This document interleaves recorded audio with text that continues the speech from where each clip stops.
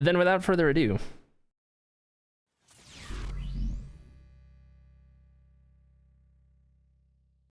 let's jump into it, shall we? So,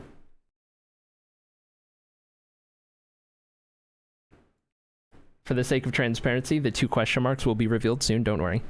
Keeping it a surprise for now. Previously on Blutora Divided. The journey began in the city of Sin, on the western coasts of Meritea. An unexpected, yet well-working team, including the likes of Pipra the Wizard and Hera the Sorcerer, defended the city from a surprise attack by the forces of the Acrylic Empire. After doing so, the group, who alongside the aforementioned individuals, included Tormund the Bard, Darcy the Cleric, Larry the Barbarian, and Kavian the Ranger, took on a quest given to them by the Mystic Council of Meritea. This council, being the seat of power for the province of Meritea, tasked the group with traveling north across the lands of Blutora into that of Ithaca to form a defensive alliance between the 2 provinces in the midst of widespread war amongst the majority of peoples and lands. Along this journey, the group became friends, shared in memories of victory, and shared in the struggles of hardship. They met friend and foe and those in between. They neared death on multiple occasions, but kept strong in their travel, determined to aid the people of Meritea. As the group neared the city of Vetziel in Ithaca, Kavian, of the macabre people of the far northern reaches of Blutora, who currently sit within the Acrylic Empire, poisoned a bottle of expensive drink he planned to offer the leader of Ithaca. This attempt was discovered and thought to have been halted by Pipra, but when the group made it to Vetziel, the seat of power in Ithaca, they watched in horror as Kavian's assassination attempt proved successful. Before they could even process what had happened, the city was attacked by the Acrylics, and as Kavian was carried away in chains, the remaining group aided in the city's defense. After the attack, the remaining group, alongside the citizenry of Vetziel, watched as the beloved Kavian was executed at the front of the Cloudborn Citadel. During the commotion, the group met a curious, orcish Ongra monk named Kulan, who, seeing their strife, decided to aid them, at least for the time being. They buried their deceased friend on the outside of the city, and with the tension in the air at an all-time high, and the heat on their group significant, Kulan offered to help them escape Ithaca, and take them with him to his next destination, far to the south. Larry the Barbarian decided to part from the group to head home to Kinalora, to be with family, and to inform them of Kavian's passing. And Darcy's the Cleric, the pure of heart she is, couldn't let Thaleri go alone, deciding to also split from the group and head north with the big-hearted Barbarian. Tormund the Bard split off from the party once they made it out of Ithaca, to himself continue to chase the leads he's been following in the death of his parents, promising to find the group once more when the time is right. Days pass by.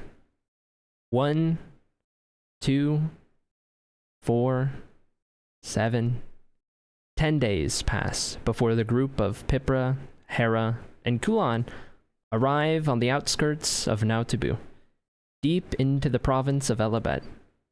Along the way, Kulan confided in the 2 arcane adepts that he aided the group in hopes of the favor being returned.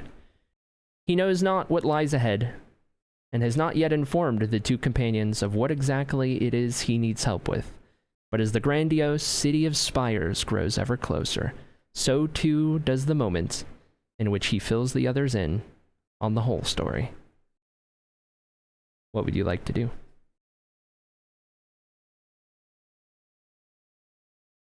Well, Clock gets stabbed. I decide to turn to the others and start asking. Well, I suppose we have walked far enough now, so I think it is about time. Ask what I come to ask what I've really come to ask you about. The reason I called you here with me and sought you out in the other city was because I need your help. Our You see, help. there are some assassins that I have been trying to hunt down for quite some time now, but I couldn't help but notice your party is a little bit short. I know you've been through a rough time right now, and I think right now we can use each other, and I especially need you because I cannot do this alone. Well, assassins are certainly no stranger to us. Tell me, what's the nature of this assassin? Have you encountered each other before? Well, it's not a assassin, but rather four, as far as I have spotted. Oh. I know them only as the Errolin assassins, and I have tracked them all the way over to the city, but now they've gone down to Nautabu, I believe. I don't know too much about them, but I know they usually wear black and red and usually use daggers and all that stuff. Pipra and Hera, you would know the Errolin as the group of assassins who attacked Tanith on your journey to Ithaca. Okay. Tell me, is this medallion familiar to you? I'd like to produce the medallion I looted off of one of their bodies previously. I would say make a history check, Kulan.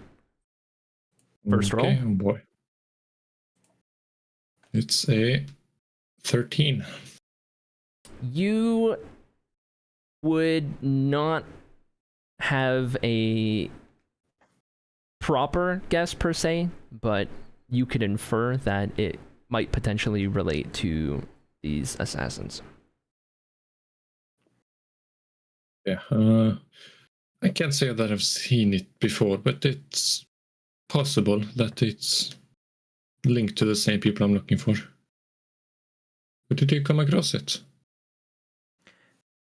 Well, if memory serves, and it has been some time in the heat of combat since we encountered them, this medallion, I found it on one of their bodies.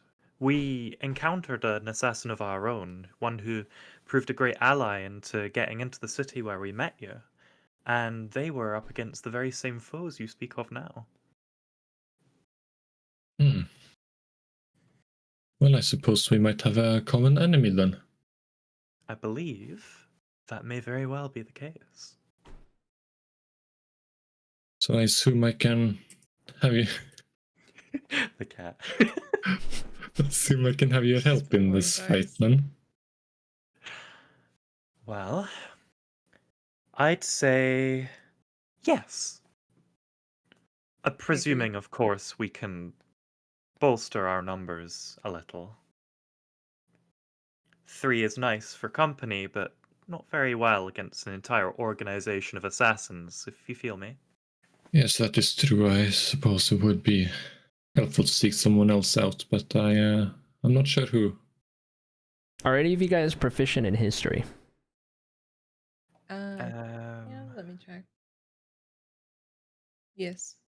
You would know that the city of Nautabu is one of the most traveled cities on the continent of Blutora. It is a massive trade hub and crossroads. And if you were to find any help, this city would be near the top of the list. Okay. Do you have a map I could look at? If you could acquire a map in the city, perhaps. Oh boy. Nautabu is to the north of Odelia, isn't it? Yes. Elibet sits on the northeastern border and kind of diagonal from it. I wouldn't have any idea where that would be then, would I? You know of Nautabu, but I wouldn't say that you've ever been. It is one of the nearest large cities to the borders of Odelia, so it's not very rare that somebody might pass through from Nautabu. Is it fair to say that I might have had dealings with the nobles at some point of them? The nobles within Now Taboo prefer to remain within the city. Most of the people that you would have come across would be adventurers, merchants, the like, those who usually travel more often. Okay.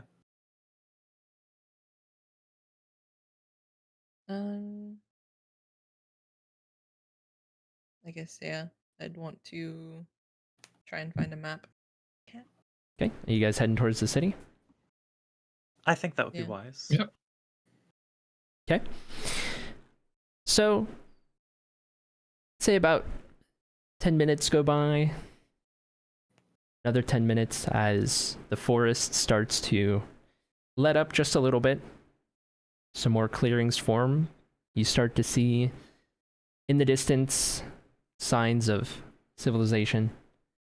And as it gradually opens up, you begin to see in front of you what is widely regarded as one of the most beautiful cities across Blutora, and you see just why it has the name the City of Spires.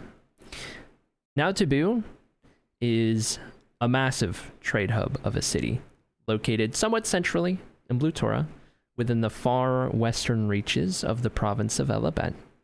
Its construction is otherworldly, designed in vertical layers to maximize space. At ground level, there sits a walled city, appearing mostly as any other, with a mixture of housing, businesses, and the like, intermingling between various roads, streets, pathways, and more. The differences and individuality of the settlement becomes apparent with the second tier of the city, resting on quite unnatural stone formations, some reminiscent of cliffsides, others more like spires or pillars, located over top the bottom layer, only allowing unabated sunlight to shine through in certain spots. The quality of architecture and upkeep is of noticeably superior means as compared to the lower layer of the city. There are 5 primary roads that lead to and from the city of Now Taboo. You guys are approaching from the road that approaches from the north. All of the roads intersect in the center of the lower tier of the city. And around this central meeting point as you draw closer, and for a large majority of the lower tier of the city, the focus is very much around trade and travel. This, as many hundreds and sometimes even thousands of people travel through the city every day. There are quite a few general traders and professionals of all sorts of specific trades all throughout the lower tier. This is opposed to those found in the higher tier of the city, the wealthy, powerful, and those of the most notable professions such as healers, scholars, mages, and the like. The walls of the city encompass the entirety of the lower tier, but don't form a complete connection around the outskirts. Instead, the wall is often interrupted by some of the unnatural yet extraordinary stone formations that support the higher tier of the city. Often along the perimeter of the city, the wall will end at the base of one of these stone oddities, where the strange earthen form will act as the wall until the man-made wall continues from the other side. This repeats many times over, only changing for the entryways into the city via the 5 primary roads, each stretching out to the southwest, the northwest, the north, the northeast, and the southeast, respectively. So, star pattern, basically. The construction of the city walls are that of a dark color to most, containing grays of most shades, into blacks and a more charcoal-like color. Scattered along the walls at various intervals are towers that peer far into the surrounding woodlands and forests, built with a fancier construction than most defensive walls, with pointed rooftops and intricate details throughout. The architecture of the housing, shops, and everything in between the city consists of a more unique appearance as compared to most. In the lower tier of the city, much of the construction consists of primarily various wooden sorts mixed with a little bit of some stone and bricks accenting and supporting a good number of the buildings. In the higher tier of the city, the stronger foundations become more consistent, with much of the wooden materials replaced with higher quality mixes of whites, grays, and darker grays to blacks, leaving what wood remains as simple accents to the construction of each individual building. The rooftops of the lower tier consist of darker colors, similar to that of the walls that border the city, dark grays and blacks. Up in the higher tier, however, the rooftops are often of higher construction, using not only dark grays, but occasionally deep blues and greens as well. Finally, you can see parts of a grand citadel that sits on the eastern edge of the upper tier of the city. It rests upon one of the impossible-looking stone formations that supports the upper tier, and shoots through it a bit higher as well. This citadel appears bright and colorful, with an emphasis on lighter grays to intertwine one color to another. The rooftops of the palace are of a beautiful blue hue, and you can only imagine the views from this building, as they must be absolutely breathtaking. As you begin to approach the city, you see a large gate in the wall with a couple of towers on either side of it. About what you would expect out of the city guard that might be patrolling around or standing guard at the gate. The gate is currently up. You see a couple of people kind of going to and fro from the city, or entering the city, or just kind of hanging out around. There are buildings on the outskirts of the city. Farmland, farmhouses, the occasional small road, those kinds of things. You might see some wagons and what have you. And not too far away, sitting atop a little log on the side of the road from an old dead tree, you see a red-haired human individual frantically writing in some sort of book or journal, adorned with some heavier-looking armor, heavier than you're used to, and completely absorbed in what he is doing. But as you guys start to walk closer, this individual looks up, notices you guys, looks down at his book, double takes just a little bit, and then looks back up again, hurriedly getting to his feet and approaching the lot of you guys. If this player would like to introduce themselves.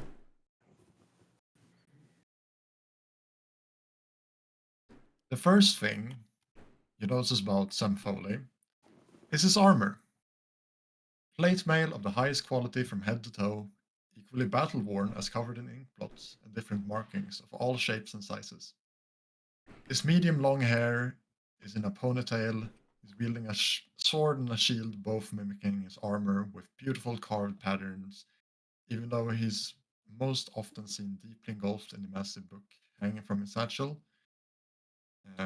He's always wearing from his shoulder.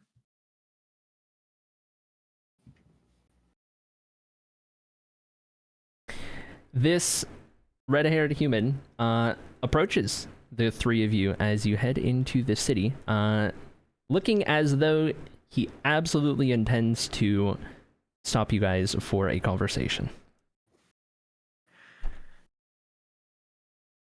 Kulan, I don't suppose you recognize this individual?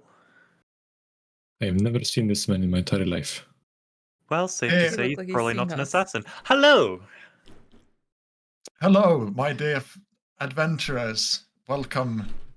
I've been waiting for just the group just the kind of group I was looking for.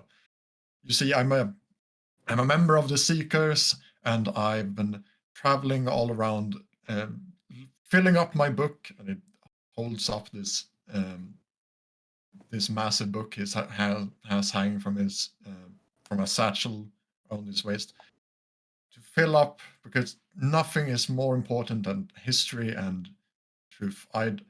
You look like just the type of band of merry adventurers who have lots of stories to tell.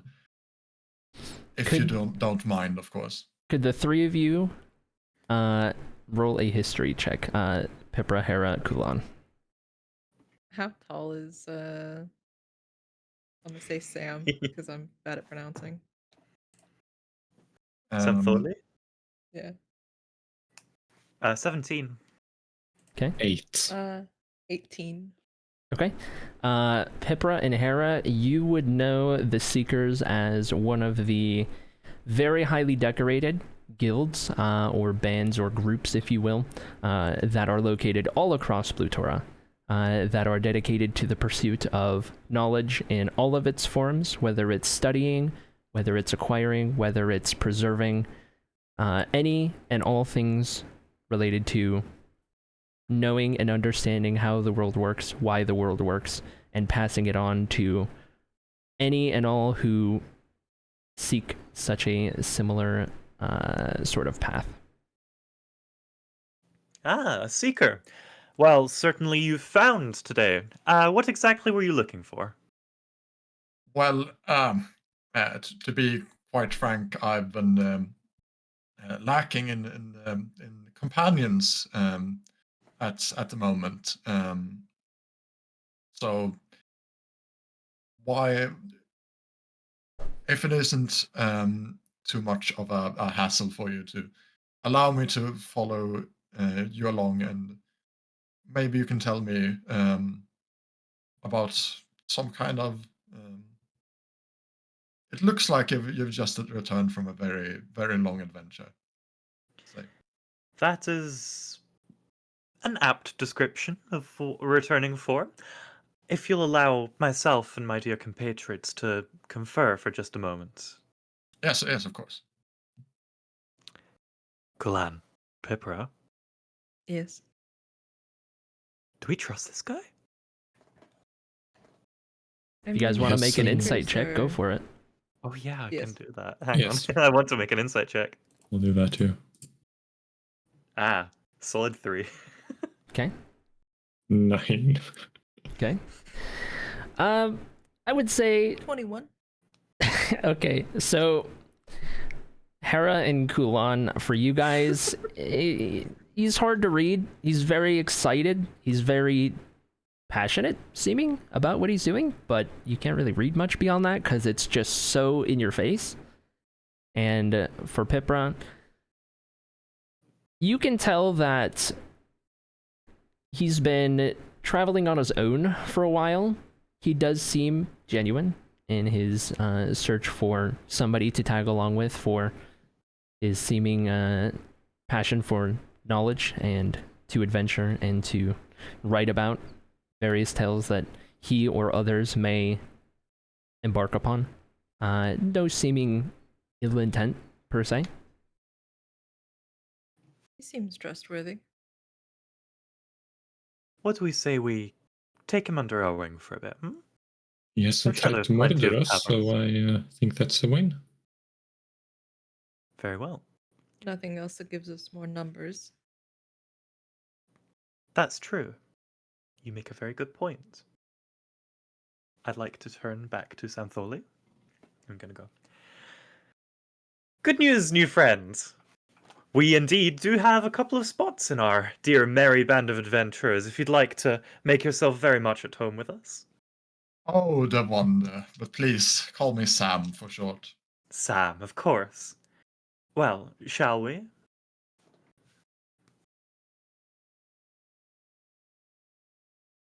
All right. I'm just do gonna the start walking into the city. okay. Remind me how tall Sam is again. Sam is 5'7".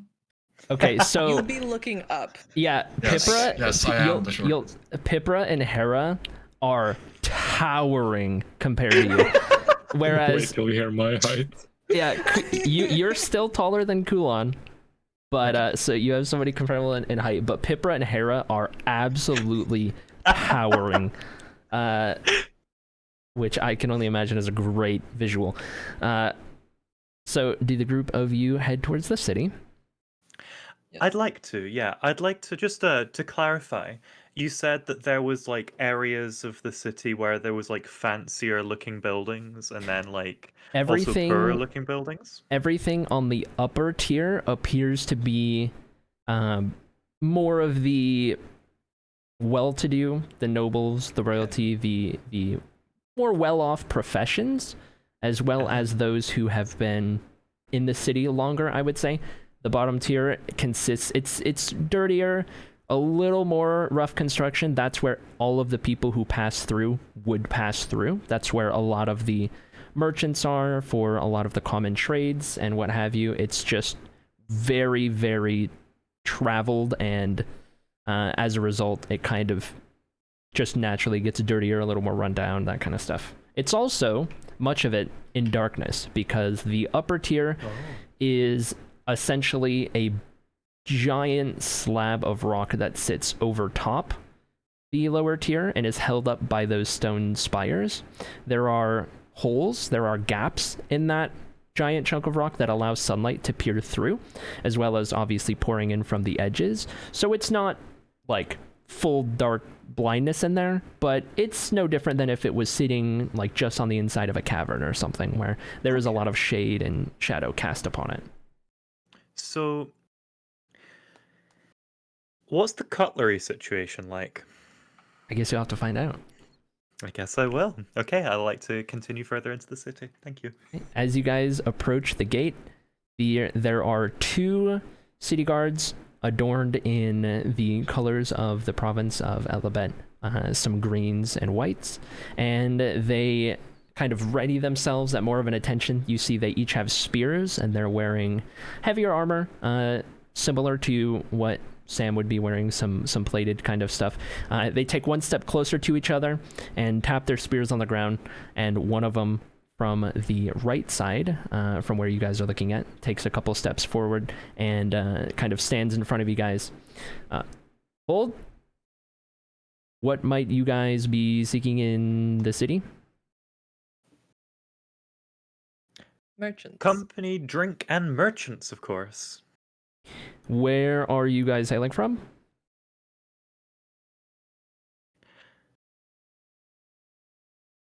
Out of character, because we don't know the area very well, without looking at a map. You guys came from the province of Ithaca. Okay. What like allegiance in the war is this city? So, the last you heard, Now Taboo had been captured by the Acrylics.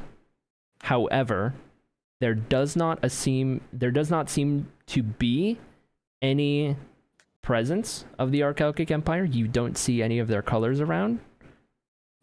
So, what's happened since everything in Venseal? You're not really sure. You've been on the road, but that is the information at hand. I don't remember who was fighting who. Before the Acrylic Empire, the lot of the city of Now Taboo and all of Elabet at one point began as the Arbaric Concord, which is an alliance between the provinces of Odelia and Elabet. Okay. Alright, so don't let them know that I'm from Odelia. Got it. No, they're in an alliance if it's somebody from Elabet. You'll know that the Arbaric Concord is currently at war with the Acrylic Empire and the Balmoral Accord, which consists of Morafel and Eustrea. Okay. So Morafel is a safe answer, or? They are, that depends on who you think's in charge. Oh no! Oh god. If you think the Arbaric Concord is back in charge, you wouldn't want to say Morafel. You would want to say Odelia because you're from there. If you think the Empire is still in charge, yes, Ithaca is neutral. So technically, where we're coming from was neutral. It's up to you. So we don't have to necessarily lie. We're just trying to remember the political standings. Me too. We're out of practice. It's okay. There's a lot of fog of war.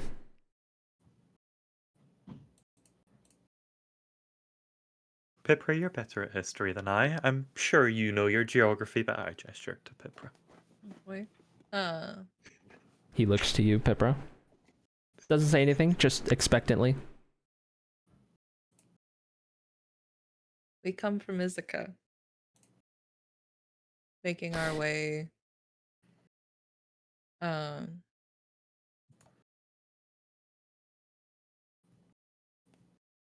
You can see making our way his, to the grand city of Natabu.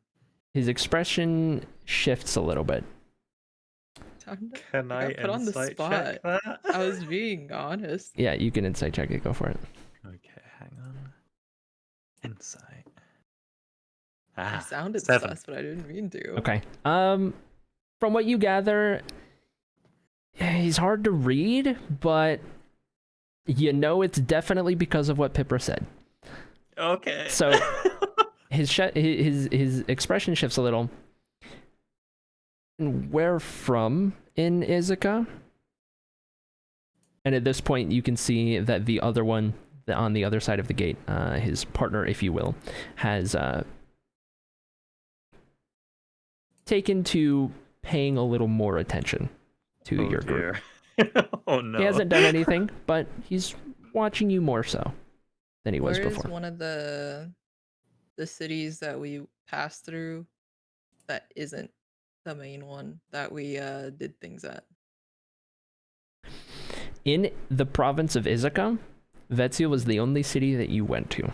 You traveled through a lot of different places in Elabet, but when you crossed into Ithaca, Vetsia was the first city you went to. Okay.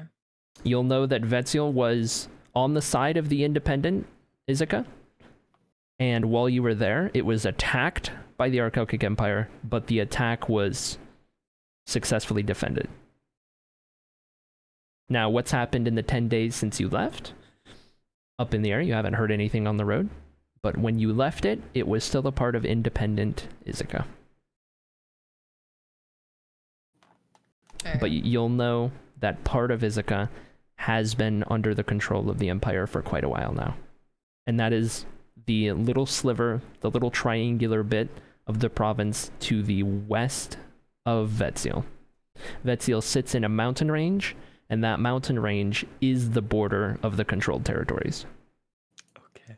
So it's like right on the front line.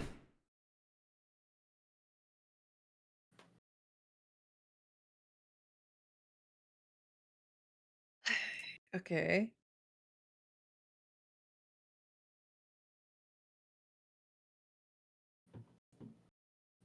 I only know the one city name, so. We were enjoying Vetsil when it, well, I'm sure you've heard of recent events. It's been plunged into much chaos and no longer feels safe there, so we sought a better place to conduct our studies and trade. His expression and stance relaxes a little bit, and you can see that he's glad that that was the answer and not presumably anywhere to the west of that city. He looks you all over once more. Very well. How long do you plan to be in the city? A few days at most. He looks over at the other guard. The other guard gives him a look. He just takes a slight bow, moves to the side. They resume their normal positions, and you are free to walk in. And a good day to both. They're just looking straight, like you get the vibe that they're only really told to talk when it's important, and otherwise they have this like very strict, just don't They get have distracted fuzzy by hats. anything. Queen's guards. Yeah. Not quite fuzzy hats, but in an alternate universe, maybe.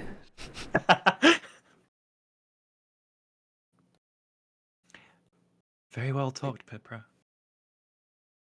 Oh, wipe some sweat off and walk in. Okay.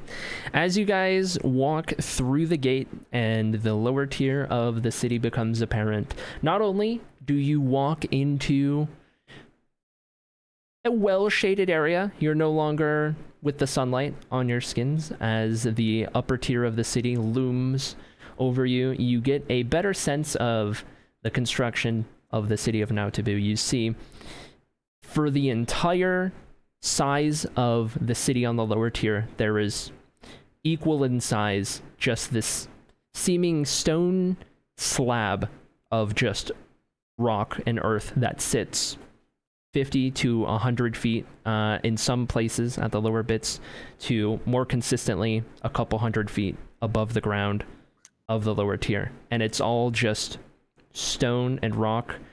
Seemingly, some sense of magic has to be holding it there, because the only spires are around the outskirts of the city, with a couple exceptions. But for the most part, this doesn't make sense as per any physics or realistic expectation of how a city might be constructed. You see the rays of sun that shoot through some of the gaps, and it does portray a really beautiful sight. When you see the little gaps that allow sunlight to come through, you can see the individual rays. They shine on certain buildings, on certain spots, and illuminate different areas of the bottom tier. But for the most part, it's shaded, not so much that you can't see, but shaded in a... It's the middle of dusk or dawn, and the sun isn't quite visible, but it's still a little bit light, if you can kind of picture that a little bit. Just ahead of you guys, as you walk into the city, you see a merchant wheeling a rickety wooden cart of sorts, and it's pretty beaten up, it's pretty rough. He seems to be in a hurry, kind of stressed out.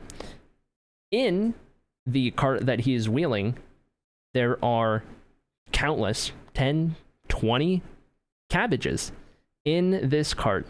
And as he's frantically wheeling this cart of cabbages along the road, kind of crossing from one side to the other, all of a sudden, Pipra, with your high passive perception, you will feel a little tingle on the back of your neck. You get some goosebumps there. The hair or feathers, if you will, on your arms kind of stand up just a little bit, as the air gets a little colder. You guys begin to hear a strange kind of sound apparating from seemingly the merchant, when all of a sudden a small blue orb appears right above the cart, right in front of this merchant's face, and he comes to a stop. And this orb slowly begins spinning and expanding, and you can see it's got some blues and some blacks in the energy. And then all of a sudden, a loud clapping sound as this humanoid apparates from seemingly nowhere in the middle of the air and falls face first onto the cart of cabbages, busting the cart. Cabbages go everywhere. The merchant, in shock and terror and awe, screams, "My cabbages!" And he's just got this terrible look on his face. And you can see now that the humanoid is unlike anyone you have ever seen before. This humanoid has blue skin and 2 horns atop their head. If this individual would like to introduce themselves to the group.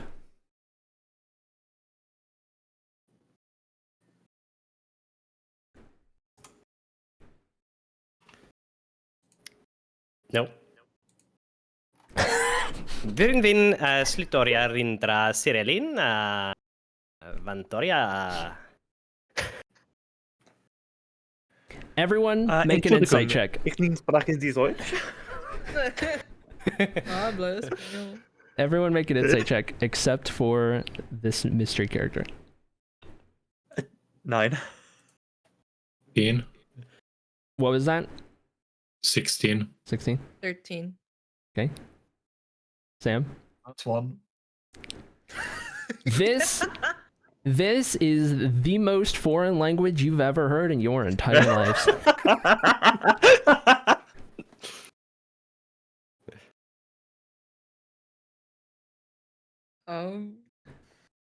Okay, should I introduce it?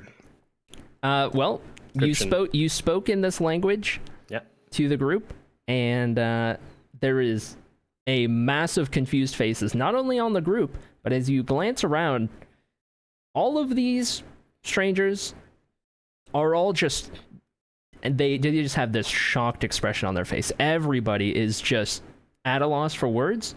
And to add on to that, you don't know where you are, or how you got here, or where you came from.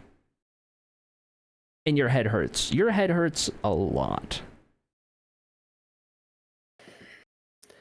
I look at the group, Mm-hmm.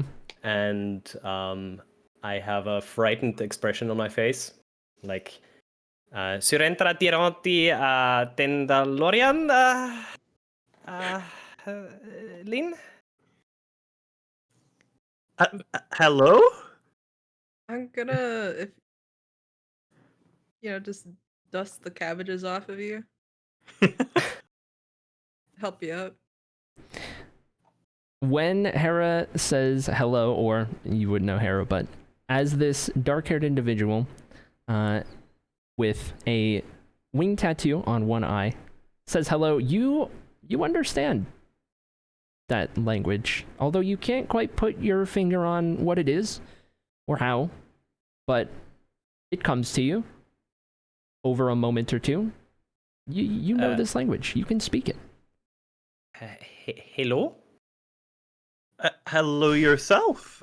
Are you okay? I think so.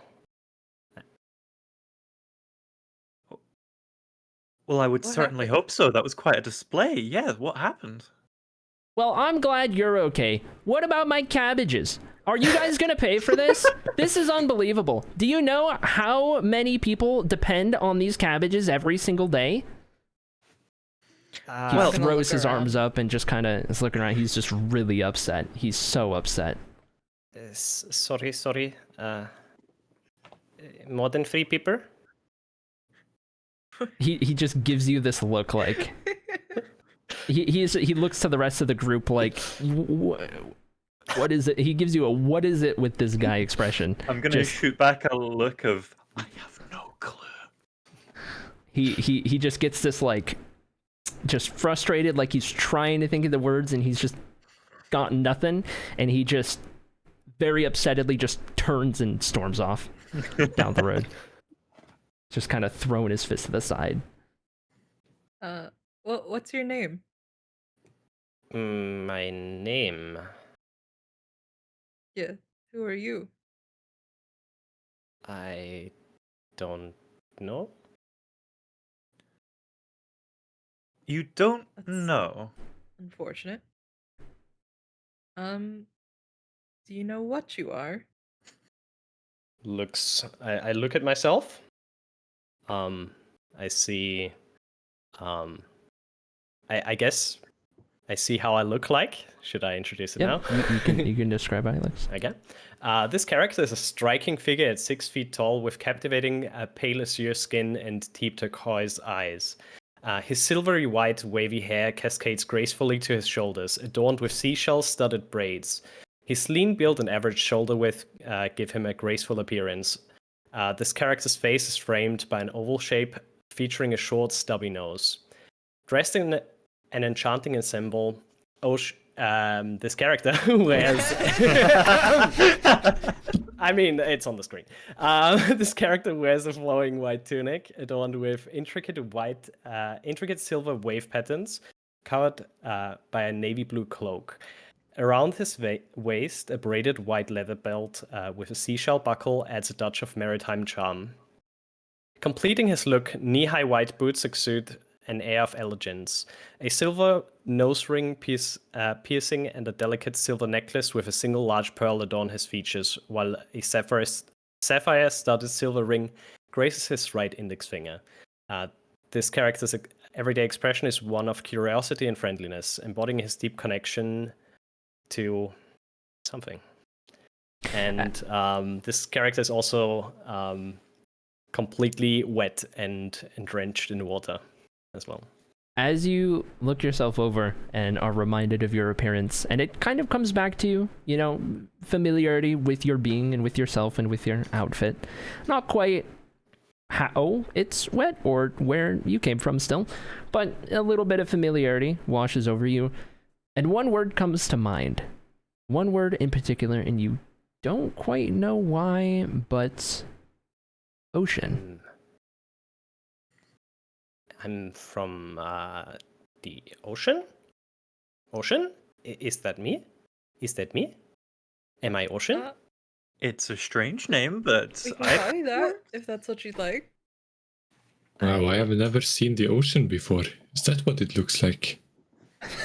It's very a blue, little like you bigger said. than that usually, but yeah, this is what it looks like. Color's similar. Hmm.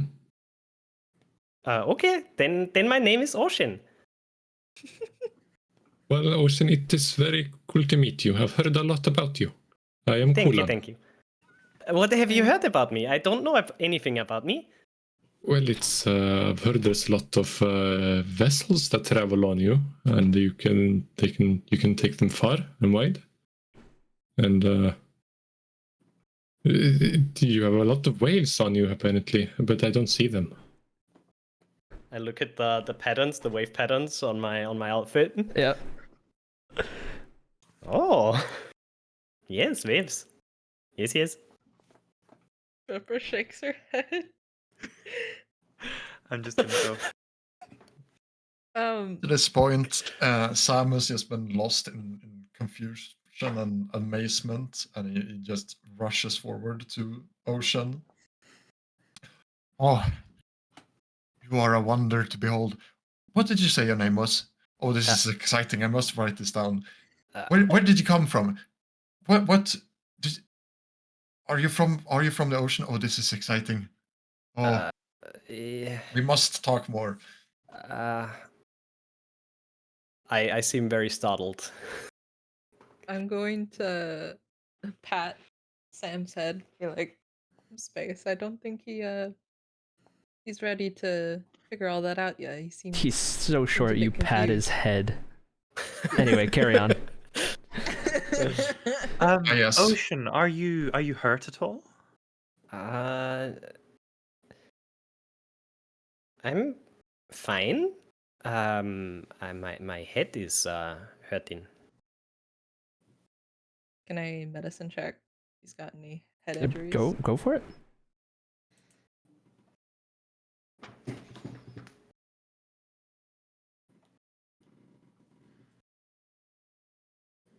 $16. 16.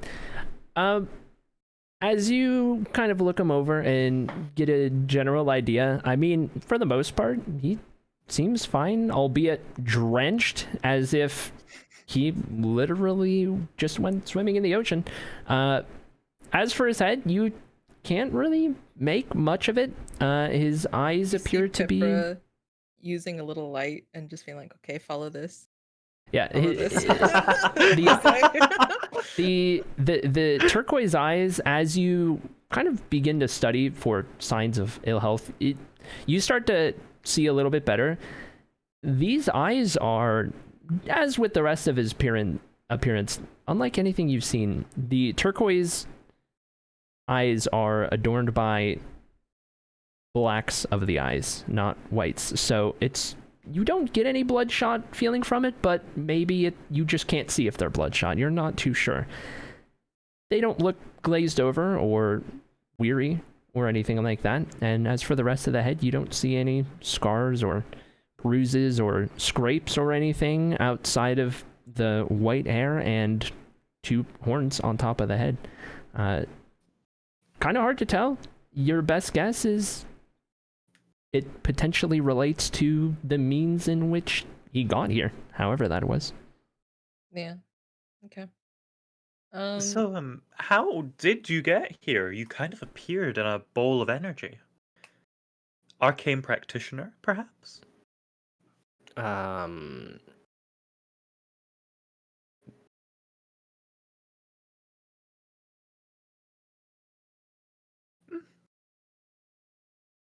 One of the great mysteries of life.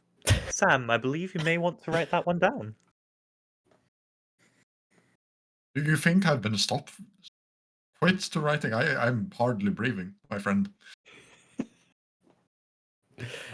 I'll use shape water Mhm. to kind of help get the excess water off, so you're a little bit drier now. Okay. Since it looks like you just came out of a puddle. Oh, thank you. Thank you. No problem. Are you hungry? Hungry? Maybe. Little bit. Why don't we find a place to sit down? Get some food. Okay. I look at the rest of the group, see if that's okay with them. I'm just gonna nod. Same. And I look around for like a tavern, some place to eat. Okay. Make a perception check.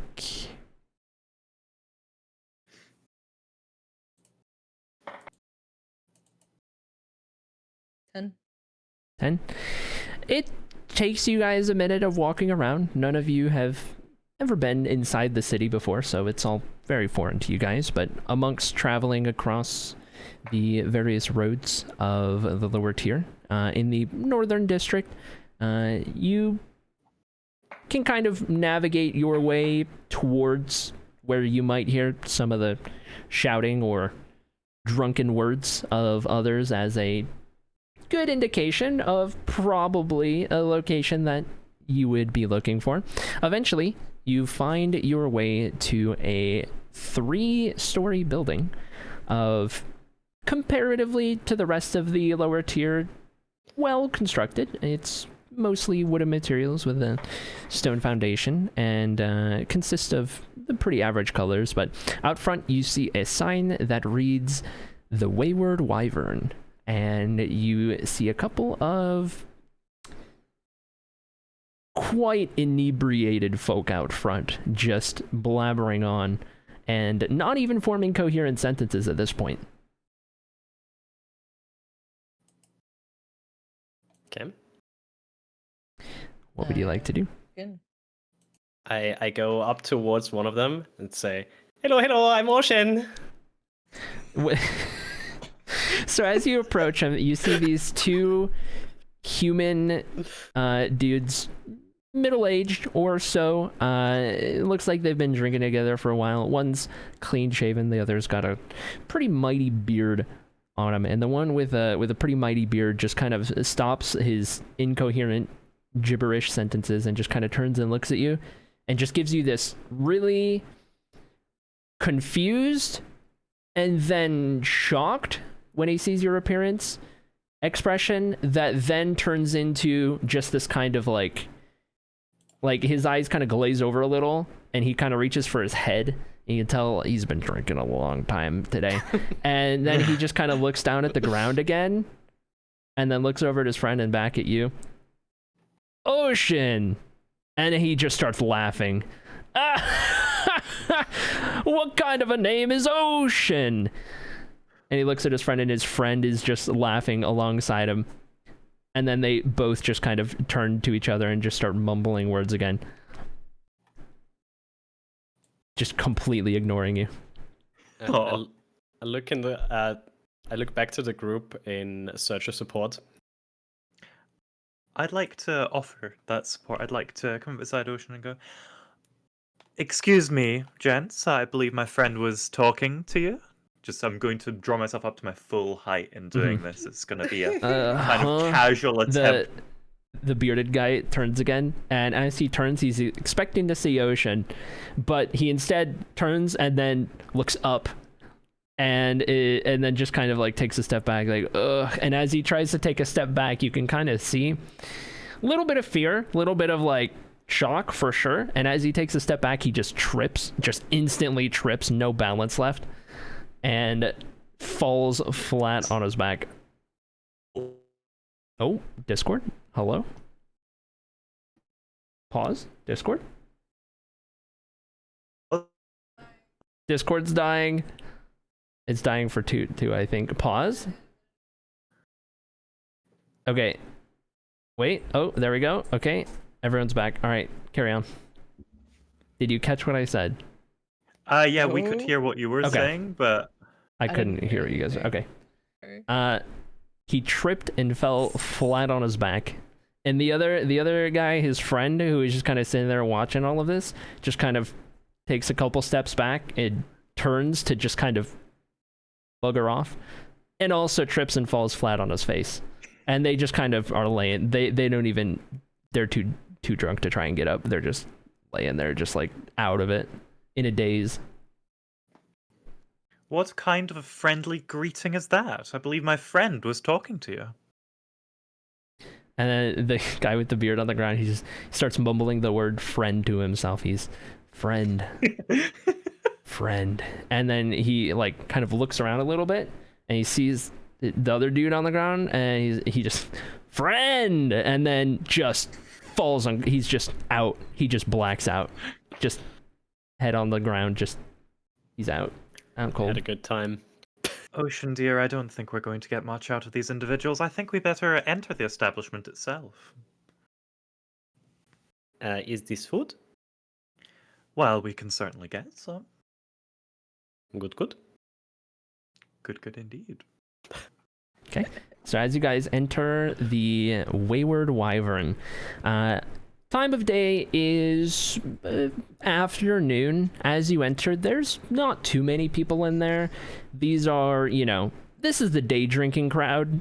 It's not crammed, but there's always somebody, And behind the bar at the end of the bottom floor here, you can see an Arbori man who appears middle-aged, got black hair, fairly tall comparative to Hera and Pipra, and pretty lanky as well. He's got a dark beard, and he is currently, by the looks of it, just kind of wiping down the counter and doing busy work. It's not too busy, so he's just looking for something to do.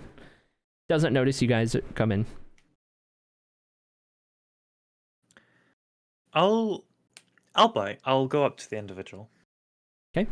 As you approach, he kind of glances up for a second and kind of tucks the rag he was cleaning with under the counter, and just the typical two hands on the counter, like shopkeep, barkeep, kind of like welcome in kind of pose, and greets you with a, oh, now this is a group of adventurers if I've ever seen one. Welcome to the Wayward Wyvern. Seen them indeed. Oh, Thank you. have Very nice welcome. You have no idea, and you can tell he's seen some people recently. Yeah. What can I do you for?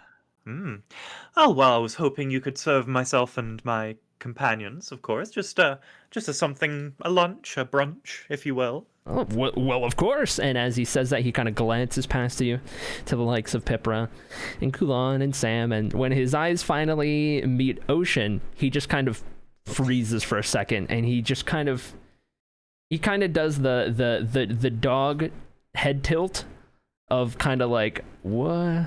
And he's just kind of looking out for a second, and he just gives this confused look and then looks back at you and then kind of like points towards Ocean, like expecting an explanation or something, or just anything at all. And he's just got no words. I'm sorry, is there a problem with my friend? No problem, but and he leans in closer. What are they? I believe they're blue. And he gives you this confused and then like just like okay look, and he backs up. He's like all right, well is there any certain dish you guys want? I mean, we could prep most things, but things we're not familiar with might not be that great, so I nod and step aside and let everyone order. He just looks expectantly for anyone to approach. I'll walk up. No one else does. And just order something basic. Okay. Do you do that for the group or just yourself? Yeah. Okay. I'll order for the group because my group's kind of quiet. Okay. All right. Well, make yourselves at home. Well, get working on that. And as he walks off and gives me something to do, just to himself, as he fades into the back.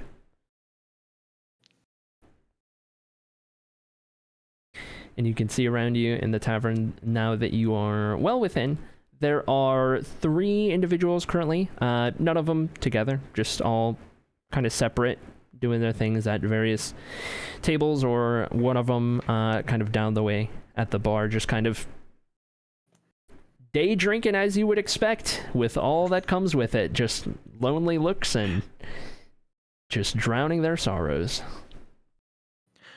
Is there anyone that looks like they're trying to avoid attention in particular? Make a perception check. Perception check. Where are you, perception? There you are. That'll be a 14.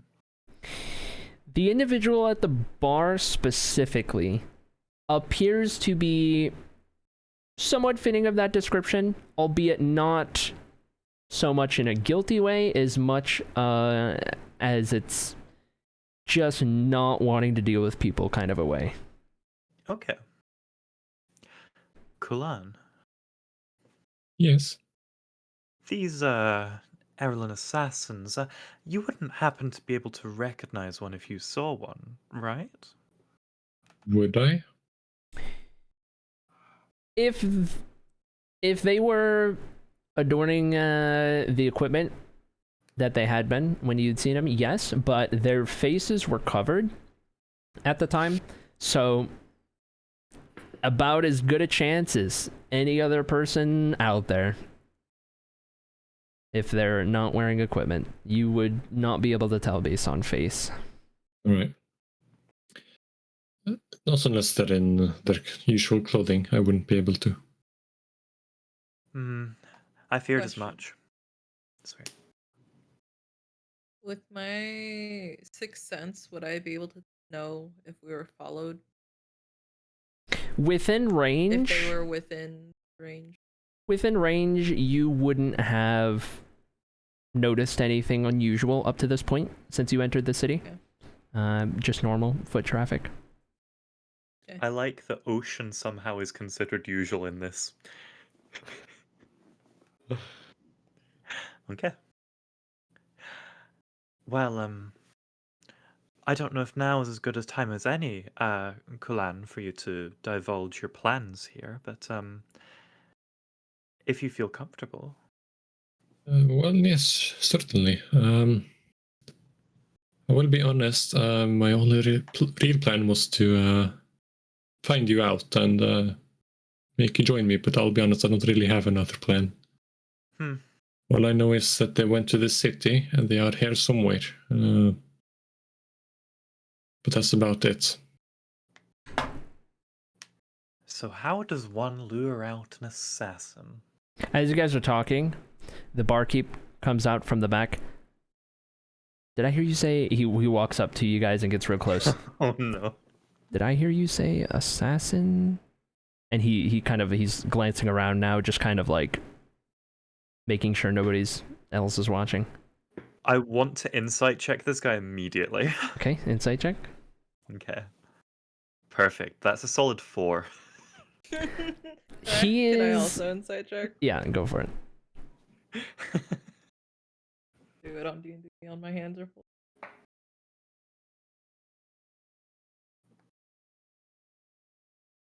$22. So,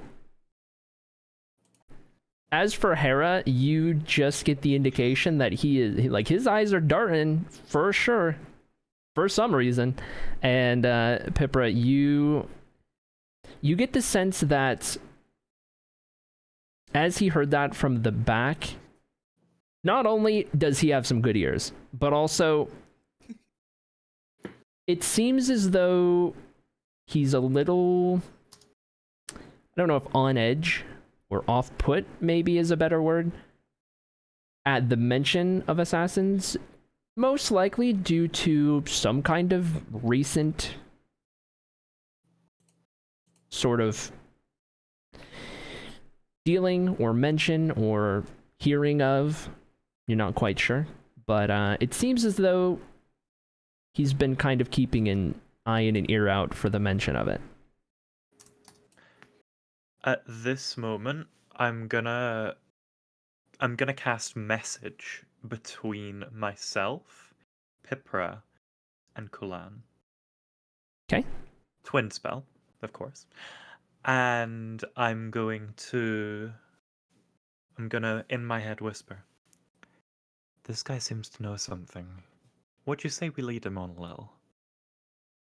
I very confusingly look behind me. Make a perception check. give Cool. Make a perception check. What do you look behind you? I know it's because of the voice in the head, but 12. when you look behind you, the first thing you catch at a glance, across the room, just in a little corner behind a barrel against a wall, just kind of in a little shadow, you see a rat looking you directly in the eyes. Gotta take a step back. Gotta hide behind one of the taller ones a bit. Just like keep eye contact with the rat and hold on to my weapon. The rat does not break eye notice contact. this and kind of draw myself up a little bit, if only to be a bit more cover. Okay, go. So, what's our story here? You guys, the rat is talking to us. Is it an enemy? I imagine Kulan says that out loud. Yeah. The Speaking of rat, I barkeep must record this. glances over in the corner. He said, "Rat," and he just kind of in the middle of the conversation just kind of walks off towards the direction, and he's just mumbling to himself, "Rats, there's always rats. They just never know when to go away." And he kicks the barrel, and the rat scurries off in some direction. And he just kind of like tosses his hand up, and he's just like, "Yeah, that'll teach you to come back around here." And he just is approaching you guys again at this point. Kulan, it's me. I'm in your head. Do not panic. You are the saboteur. Oh, okay. I see. I understand. I will guide you through my whisper clip. Anyway, do you have a plan? I most certainly do not. Well, I'm sure we can wing it. Let's say we're trying to hire an assassin. That'll give us an in. I don't like dealing with these people. They're very good, but I suppose it would maybe grant us an advantage that they do not expect. What do you think, Pipra? We can see if he's had one or seen any around lately. At this point, he's gotten back up to you guys, and he kind of gets more to a whispering tone. So, assassins, you mentioned? Listen, I don't know your group, but assassins aren't welcome here. I'm gonna, keeping my message and just closing out the channel, I'm gonna reply to Pipra. I'm gonna go, that's a good line of questioning. Let's start there. Well, and this is out loud now, the whisper channel being closed. Mm-hmm. Have you seen any recently? He kind of stands a little taller for a second and takes a deep breath. Well, it's a hunch, but I had this real strange group come through just yesterday. Not too sure what to make of them. They didn't stay around for too long. They came in and asked some general questions you might have from a band of adventurers, such as yourselves, perhaps.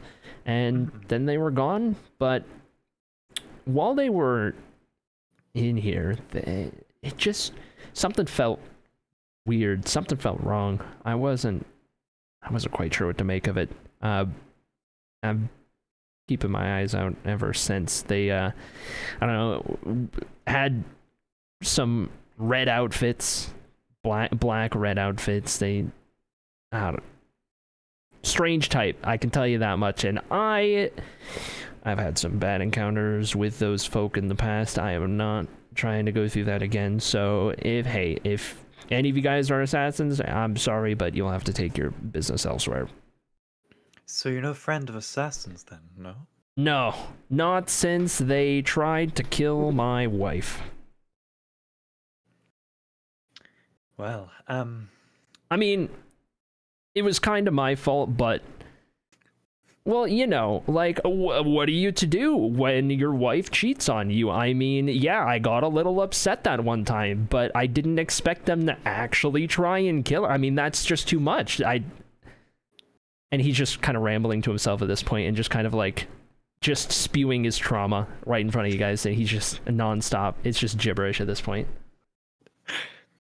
So, if, say, a traveling group of bounty hunters, professional assassin killers, were to, say, avenge your wife, and I give him a kind of my wink. wife's still alive. They didn't succeed. I stopped them. It was awkward, because then, you know, she found out that anyway, professional types, what are we talking about? Oh yeah, you're not assassins, are you? No, nothing of the sort. At this point, I'm going to kind of nod towards Pipra, just kind of go. He looks over at Pipra expectantly. Looks back to you. Myself and my dear companion, Arpit, lead a professional group of bounty hunters. We specialize in exactly this kind of thing. And, well, if you want your assassin problem gone... Can I interject? If you want to say something. Okay. While Hera said that, I'm just looking around the establishment, just curiously looking at everything, walking around, wandering around, not paying attention to the conversation. As Hera says that they are professional bounty hunters. Okay. Are you looking for anything in particular, or are you just mentioning? Yeah, that I can look around. For anything that's unsettling, off-putting. Yeah, make maybe. a perception check. Hera, make a deception check. Oh, I'm good at these. As That this would is be all a happening, 23. 23. What did you say, Sam? as this is all happening, Sam isn't really paying attention to the conversation happening at the bar. It's you guesses it's usual stuff before the real adventure begins. But he's really focusing up at Ocean, just sketching frantically every post. Pipra, you'll notice with your passive perception, you'll notice at a glance that in Sam's journal / book that he's just always so focused on, you see this sketch that in one half is like one of the finest works of art you've ever seen, and then on the other half, it is like a kindergartner drew it. This is the horse meme. And you trust that Sam will finish it properly, but at a glance, you can't help but like hold back a chuckle when you see the second half of it. I rolled 21, How by many the way. eyes do they have? Okay. What's that? In character, how many eyes do they have? Oh, you said that to Sam? Yep. While he's thinking, so Ocean, when you look around for anything kind of unsettling, off-putting, you don't see anything that would maybe raise an alarm internally. When you look back towards the doorway, there's two opposite staircases that raise up to the next floor. And you remember from approaching, it's a 3-story building, so you can only imagine somewhere above is maybe more of like an inn sort of style where you might have some rooms and whatnot. Individuals, just the same 3 as when you entered. Nobody else has walked in since then. It's pretty quiet in here. It's mostly just the 3 of you guys, and you kind of get the idea that the barkeep was frantically looking around, not so much expecting anyone to be there as much as it is just overwhelming paranoia. And so he just he's kind of a wreck a little bit at this. And for Hera, you rolled a 22, you said? 23. 23. Well, that makes a difference. Okay. Yeah, it does. He looks you guys over. Bounty hunters, you say? Bounty hunters, I do.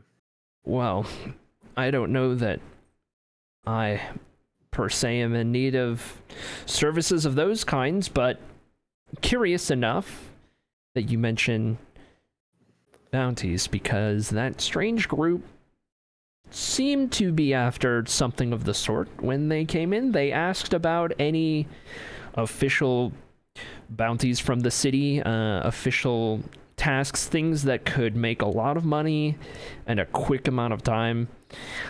We've got a lot of small things. I mean, your common bandits or small creatures or maybe a giant, but they were only interested in the big one. And recently the city put out a it's a weird one. Should I go get the details? Of course. And if you will, what did this group look like? Just so we have a description to follow, of course. Like I said, blacks and reds. One of them was wearing a more white-based outfit, but there was 4 of them. They were weird. They didn't talk much. They tried to keep secretive a little bit. I mean, he leans in. I got some good ears on me, and they're not the best at keeping quiet. So, well, thanks. I did catch. I don't know, they mentioned something about the city of Vatsil, but I don't know why they would. I don't know if that's where they came from or where they're going, but if you ask me, I wouldn't go there anytime soon. No, not in the middle of all of that. Anyway, he turns and heads to the back to presumably go get the information requested, and leaves you guys for a moment. Vatsil? I wonder what they have to do with that. That is where we came from. I hunted them back over there before they left the city again, to this place now. But the people he described, they're definitely the ones I've been looking for. The red, the black, the white, it all matches. So you'd you'd be able to spot them in a crowd, yes? If they are wearing their clothes, but if they take off their hoodies and change, then I would have no way. Well, we must then hope that they haven't. I believe we might have some good lead there already with the bounties. Maybe if we can find a bounty hunters guild hall, we could potentially trace them, track them down. It sounds like a good plan. Sam, Ocean, would you perhaps like to join us on this? Join on what exactly? Yes, Well, my we have friends. some individuals to follow. When do we eat? Oh, immediately. We can eat now, of course. Yes, very good. As you say that, you can smell some food from the back it smells like it's probably gonna be out soon. Also, Hera, with your passive insight being what it is, as you turn to Ocean and Sam, you can't help but notice that Sam's color scheme in the armor that he's wearing from the Seekers, which, if I recall correctly, you specifically weren't directly familiar with, are also red, black, and white. And you can't help but feel... I think my history check was decent. I think I was a 17. Okay, was it?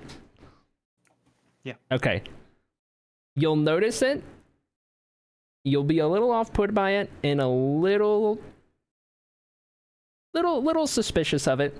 I would say Hera would be, not being super familiar with the Seekers, just kind of knowing of them. Okay. Would Pippa know much of them since she has similar goals in what she did before? Yeah, Pipra wouldn't wouldn't have any kind of suspicious connection between these assassins having the same colors as the Seekers. Pipra wouldn't even think twice about it. And it holds the Seekers Guild in high regard. Cool.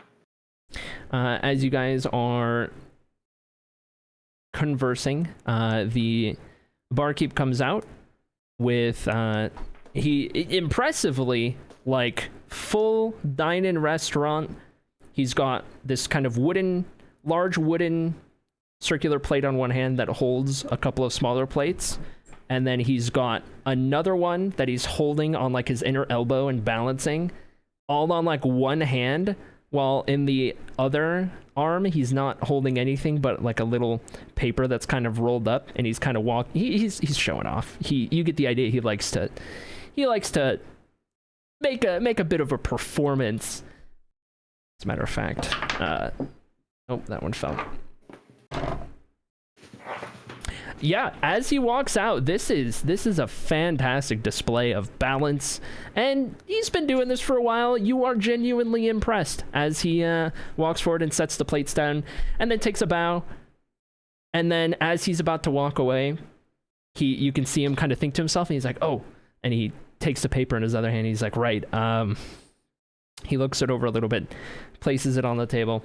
So it says here that there's no specific description of what it is this bounty pertains to or what this group could be after, but what it does say is they're offering 3,000 gold, which that's what I wouldn't do for 3,000 gold for information about some weird noises, disappearances even.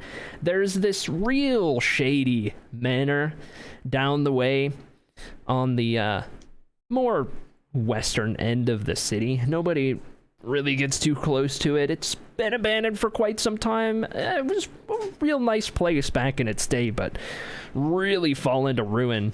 And not sure what it is. Apparently there's something up with it, and interested that band enough, four of them took off in that. They didn't even take the paper, they just took off in that direction. They heard 3,000 gold and they were out the door. So don't got more than that for you. Couldn't tell you what's there, but that'd probably be your best lead if you want to go and find that group.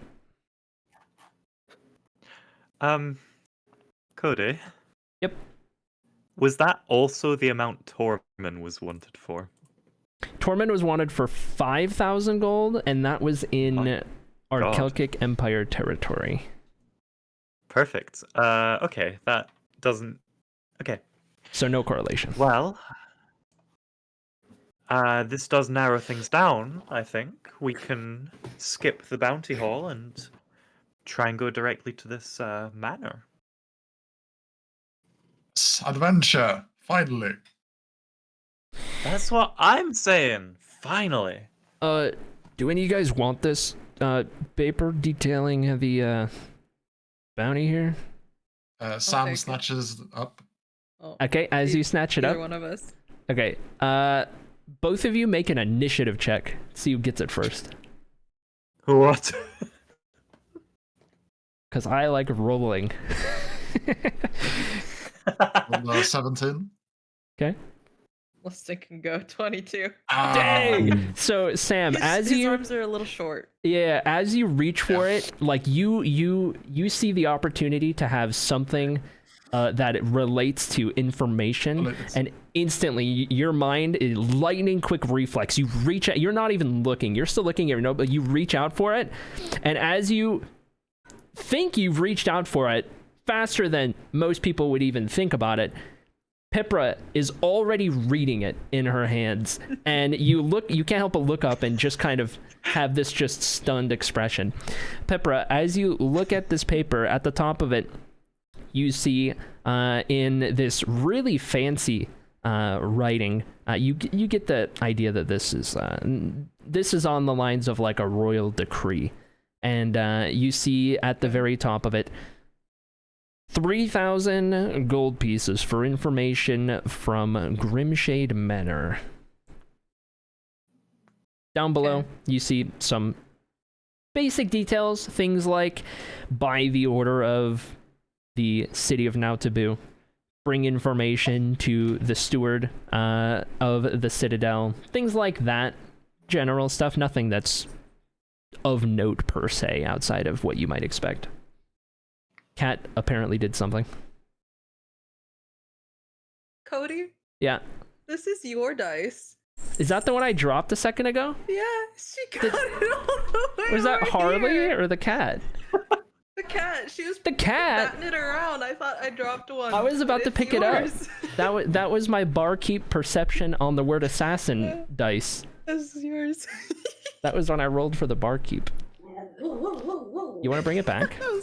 Yeah, I'll bring it back. I was like, wait a second, I have all of mine. I would expect it from Harley maybe, but I didn't expect the cat to get it all the way out there. You gotta up your passive. Yeah. I got some bad passive perception.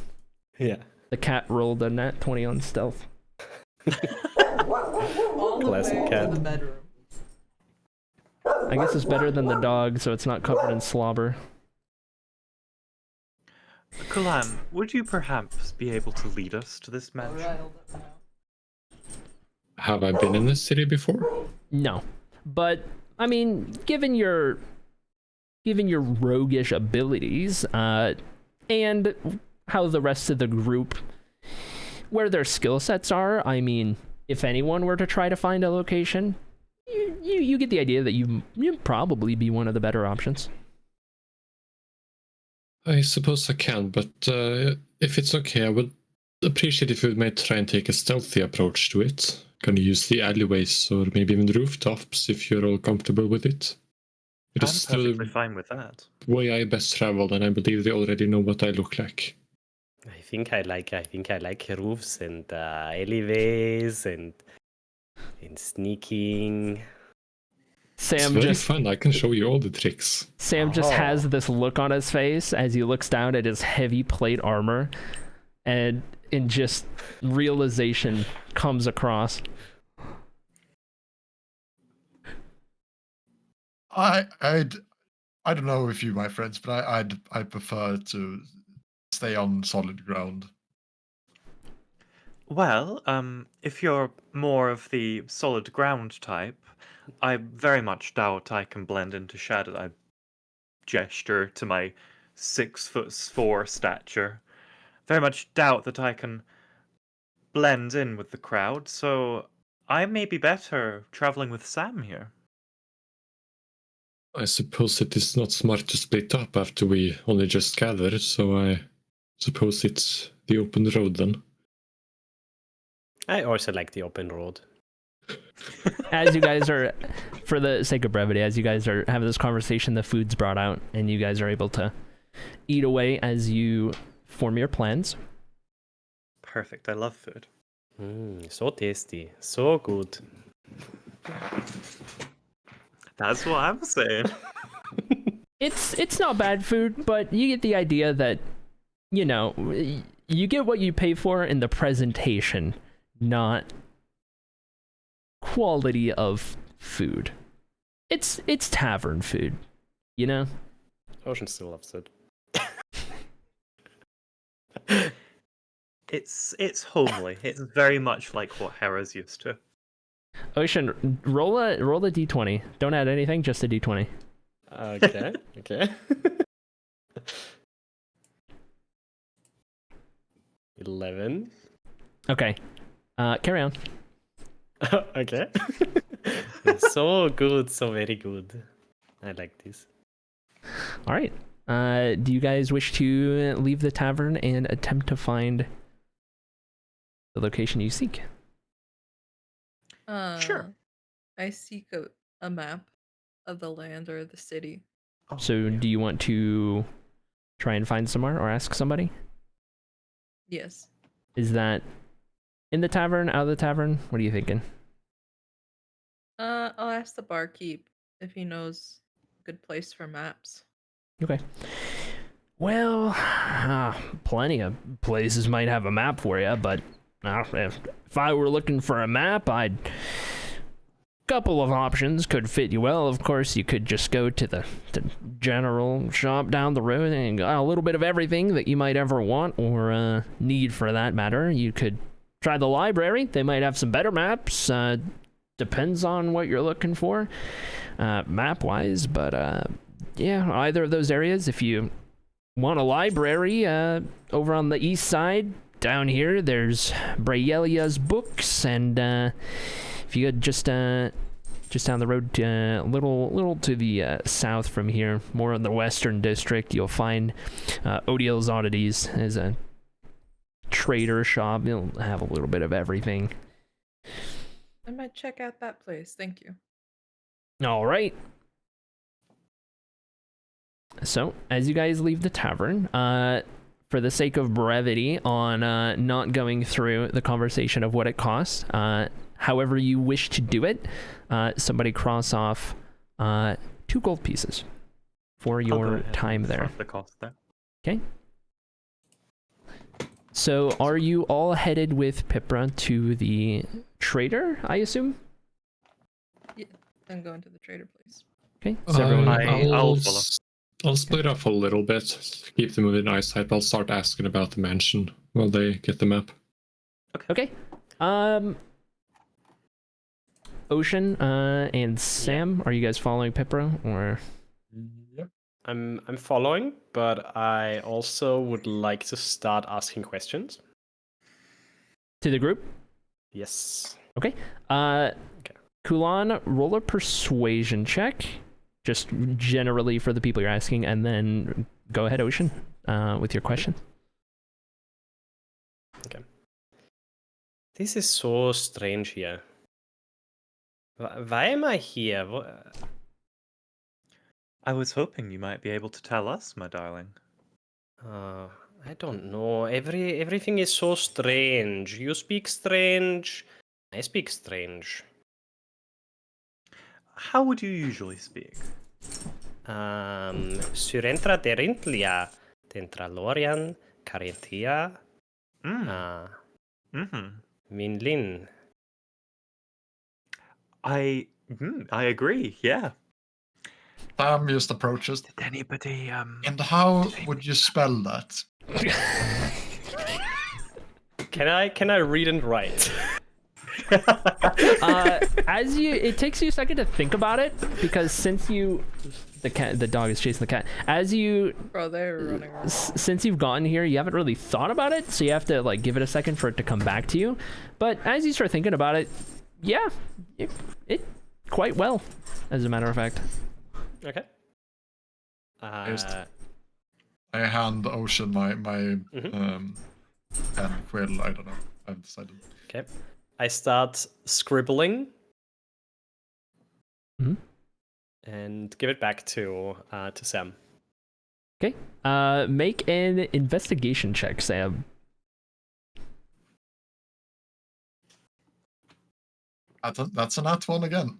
Oh no. That is you not only does that not look like any language you've ever seen, it looks like Ocean just grabbed the book and just scribbled on it and gave it back. Very impressive. I would have wished for something more, but thank you, my friend. Can I look by at the it? way, Yeah, if you want to look at it, make an investigation check. Yeah.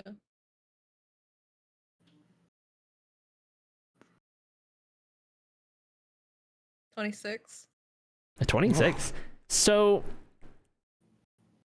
when you look at the scribbles, you're able to kind of see a little past the surface idea of it. It's not random. There is a method and a technique to some of the curves and lines and cross sections, and you get the idea. You don't know this language, but it seems as though it has structure like a language would. What language it is? Yeah, you've not the slightest clue. but you know it's not scribbles. Okay.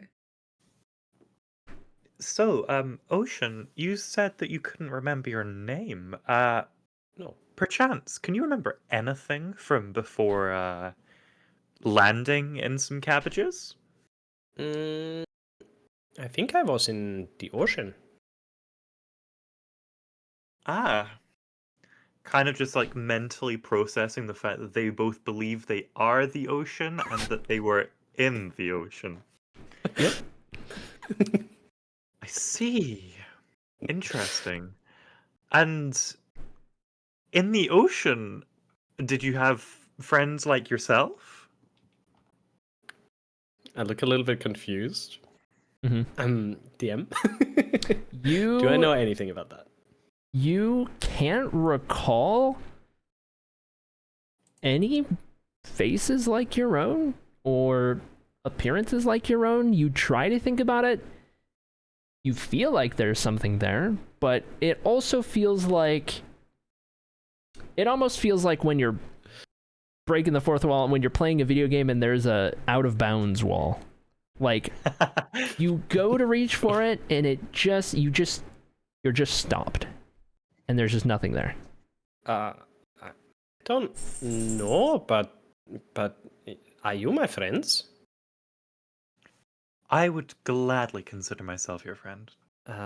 What's your name even? Ah, my name is Hera Goldkriechen. You can call me Hera. Oh, very beautiful name. And a very beautiful personality. Classic Discord. Discord, come back. So anyway, chat, how's it going?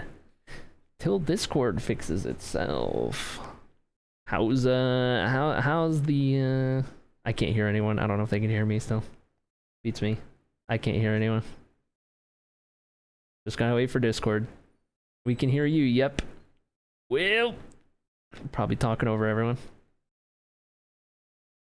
Well, what is that, Luciel? What is that? Lore, that is crazy. I hear nothing says toot. It's on Mayan Tootsin. Everyone's frozen. We'll have to give it a second. Feels lag, man. Froze everyone in time as part of the lore. That's right. Oh, we're back, I think. Pause. Good evening. Yep, we're back. Okay, Pause. we're good. Pause chat. Pause Except- chat. Oh, Okay, yep, now we're good. Carry on. Cool.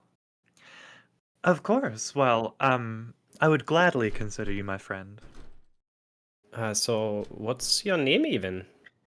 My name is Hera Goldkriechen, Oh, very beautiful name. and a very beautiful person I'm talking to. Oh, thank you. So you can't remember anything past what you appeared in. No. Interesting. If I say magic or the arcane, would you perhaps know anything to do with that? Okay. Do I know that I can cast spells? You At this can time. certainly try. Okay. I'm gonna just as an example prestidigitation a little glowing sparkly ball, just a little disco ball basically Mhm. to demonstrate magic Okay. and then snap it back away. I would say for Ocean, just Yes. describe how the character attempts to think about or attempts to maybe produce magic of any kind. Just Okay. what goes through his mind. Okay. I try to do the same gesture as Hera did. Uh-huh. Okay. And Roll a spell ranged attack. And add 6 to the d20. how do I roll that? The range? Roll a d20, add 6. Yes. Okay. 10. 10? Okay, so as you see Ocean attempt to like make this hand motion, all of a sudden you see water apparate in the hand, and this water forms as the hand moves into this long whip. And as this watery whip forms, and Ocean moves his hand not in an aggressive way, but just kind of moves the hand and is trying to, like, very surprised looking at it and trying to figure out what to do.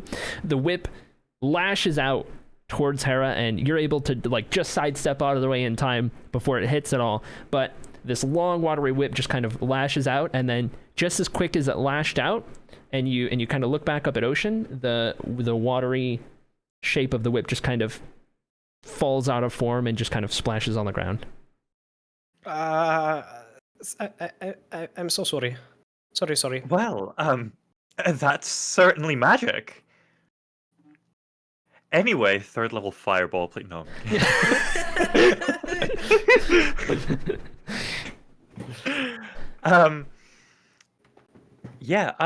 Wow. So you are capable of magic. Interesting. That's useful. Keep what you just did in mind. Very interesting. I look at the rest of the group, and you are. Pipra, Verican. Pipra. Hello. Hello. You? Look at Krillin. Oh, I'm not there. I think I'm off. Yeah, Oh, Kulon's, you're off mention. again. Is Sam with us? yes. Yes. Okay, then I look at Sam. Well, my friend, I'm just Sam Foley Horatius. You can call me Sam for short. Sam. Hello. I'm Ocean. Hello, Ocean.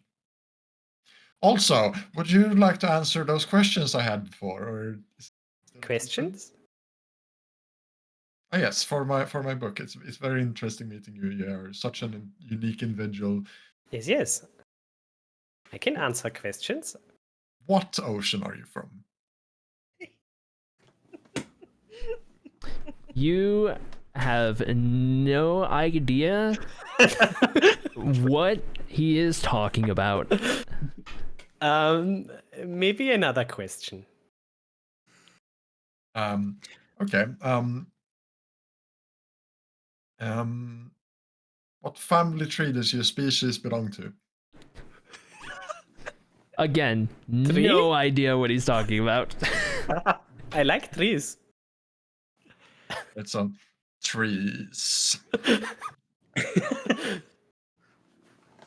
Was Thank the you, that's all water for now. warm or cold where you were from?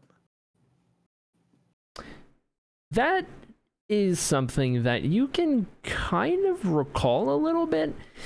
Not so much a direct answer, but more so that in water, it's always the same temperature for you, regardless of whether it's where a lot of corals might be or where a lot of ice might be.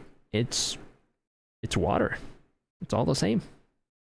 What do you mean with cold, warm? I don't know. What is this?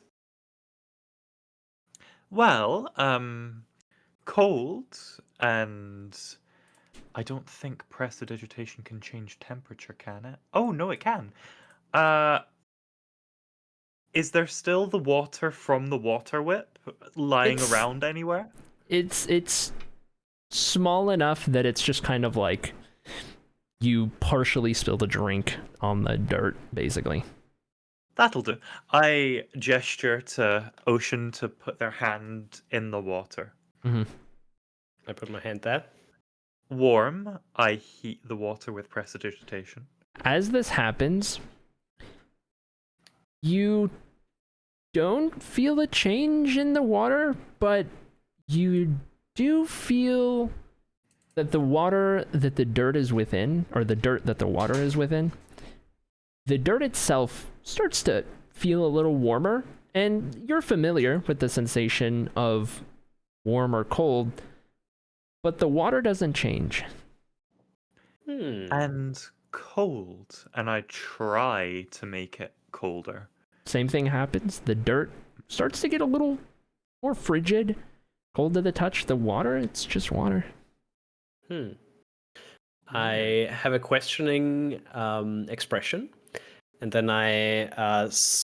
how cold was the water? Did it freeze already? The water, it wasn't, well, I don't know. Did you make it cold enough to freeze? No, it was just to give a chill. It would be Okay.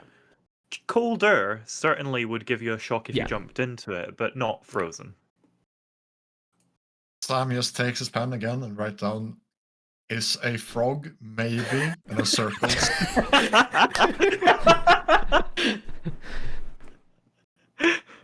Cricket.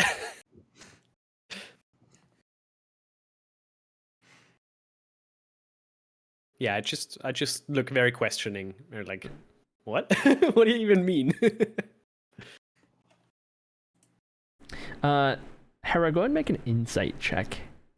Insight check. And Alright, I either- need one good insight check. Either of the That's other a two, if you literal also want nat to. one. That is a nat one. Okay. Either of the other two going to make one? 16. Okay. So, as you're watching this, Pipra, you notice that Ocean does react to the temperature changes a little bit. But you're also able to notice that there's a lot of confusion there. Like, what's being attempted is not being portrayed clearly. It's definitely a really interesting situation, but you can tell that Ocean definitely felt something. Okay.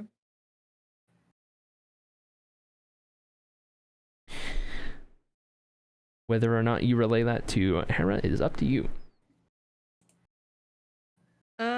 I will. Okay. We'll just kind of Well, explain. I don't think it was being translated the same through the water for Ocean. I see. As you guys are pondering this and having this moment, Kulan, what did you roll on the persuasion? Only a 6. A 6.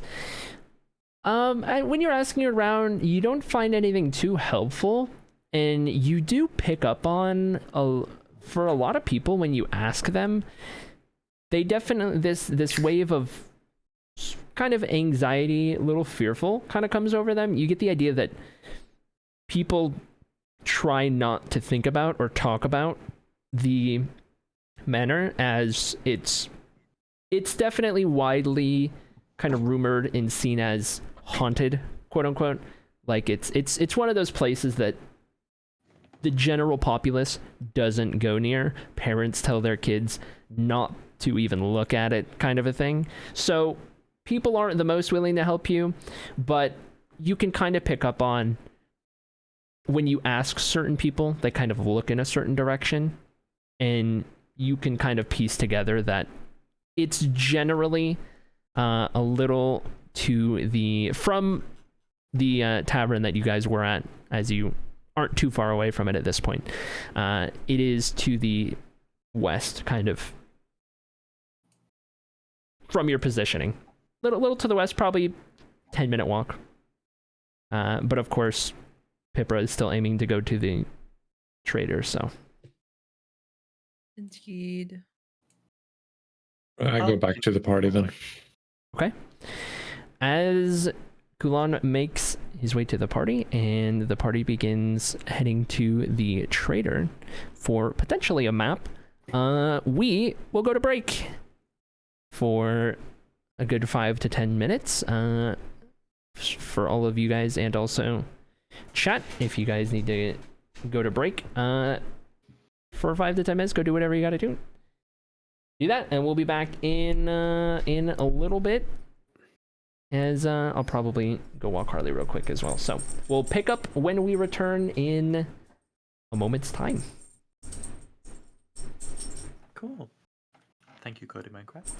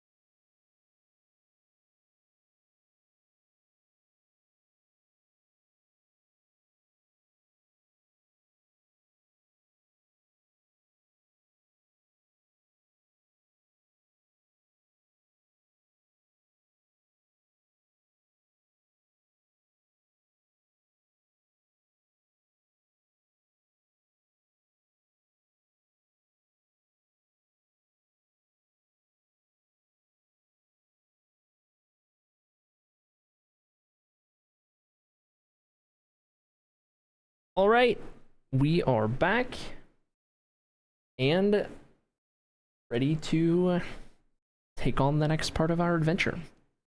So, Hurrah. as you guys approach where you were directed for Odil's Oddities, the western edge of the lower tier, you see a building of humble construction. It's just one floor and appears, for the most part, no different than the average building in the surrounding area, if not for the sign out front grandly displaying Odil's Oddities as you gather and attempt to woo eyeballs from near and far there as opposed to anywhere else. More so than the average business. How do the buildings look to Ocean?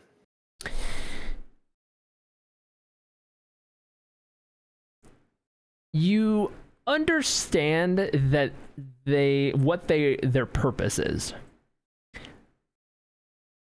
But you've never seen anything constructed of wood, you think they called it.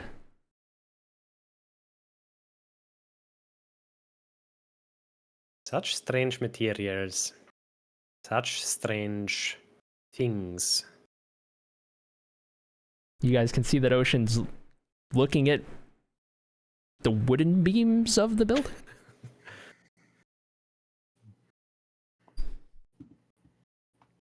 What type of wood is it? Hard to tell from here. It's very dirty, very run down, very worn over time, but it's a not particularly out of the ordinary sort of wood. It's not too light, not too dark. It's matches what you might expect from the nearby forests. Talking birch, we talk. If you want a Minecraft equivalent, we're talking like a solid in between of oak and spruce. Ooh, I'm gonna call it good spruce. color scheme.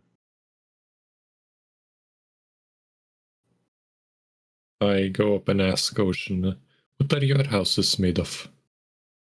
I don't know.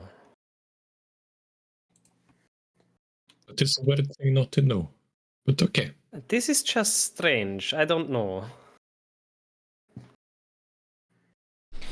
Do you guys enter the Odil's Oddities? Absolutely. As you enter the front door, who is leading the way in? I think it's usually Probably me or Pipra? Pipra, yeah. Okay, Yeah. Pipra was the one that wanted to come here. As Yeah. you Pipra is one. open the front door, you are blasted with this wave of this weird mix of perfumes and just elegant smells and weird scents of all kinds. And you see around the interior of this shop just these not necessarily like actually really fancy displays, but displays that are definitely crafted in such a way to present a much fancier and grand appearance than they would otherwise. This shop is dressed up. This is a touristy kind of place, if you would think about it that way. And as you open the door, once it reaches a certain point, you hear a little ding, and then from behind the back room, walking through some deep green curtains, pushing them out of the way, and with a flamboyant sort of way about this individual, you see a male elven individual of what you gather to be the Yamaro people. He's older, but not elderly.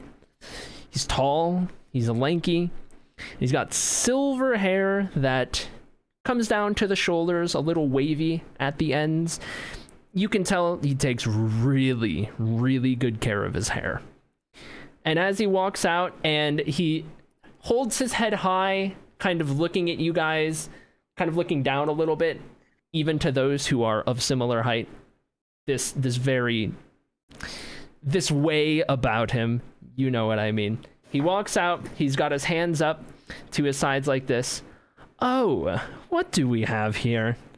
What lovely group of individuals. How may I help you? And he kind of takes a little bow, and he sits there, and he just kind of just waits. Sorry, I'm delayed on stream. I wanted to see Vince. I look around the place again. He catches a glimpse of you, and you can, for a split second, see this look of confusion, but he brushes it off and maintains this grandiose display and kind of puts his hands on his hips and just kind of looks around for anyone to speak up. Hello. Yes, I was wondering if you had any maps. Oh, maps, you say? Well, I'm glad you came to ODL. Let me see. He turns around and kind of has this way about he walks. He's got this sway to him. He's very extroverted. And he goes behind the counter. He rummages through some things. No, that won't do. No, why is that? Who put that in there? I'm going to have a talk with Timothy. Okay, let me grab that. Yes, this'll do. He takes out this rolled up parchment that has a couple of bands around it. He sort of slides them off and ushers for you guys to come to the main counter. Do you guys oblige? Yeah. Okay. For those of you who approach the counter, as he rolls this map out on the table, you see in front of you... Hold, I need to do this scene for the first time, which means I need to do some things here real quick. Let me... Oh. Pause. I am going to pull something up. Something other than the cat. Dude, she just keeps coming over and clawing me, and then she's not happy until I pick her up. And then she wants down. Aw. And then She just wants repeats. attention. Yeah. Okay, as he rolls out this paper in front of you guys, this parchment on the table, you see this very well-crafted map before you, and it's not a map that you recognize at first glance. However, and let me get rid of the mystery things. That is, there we go. You see a map before you that, and let me fix this, and this, is of what you eventually see to be the region in which you guys are currently located, in and around the city of Annocia. He lays it out, he kind of studies the map for a second, and kind of looks down on it with this proud sort of... you get through the expression, the idea that he's kind of thinking like, this is definitely gonna wow these new customers. Like, they are going to love this and spend so much money. Is kind of the idea.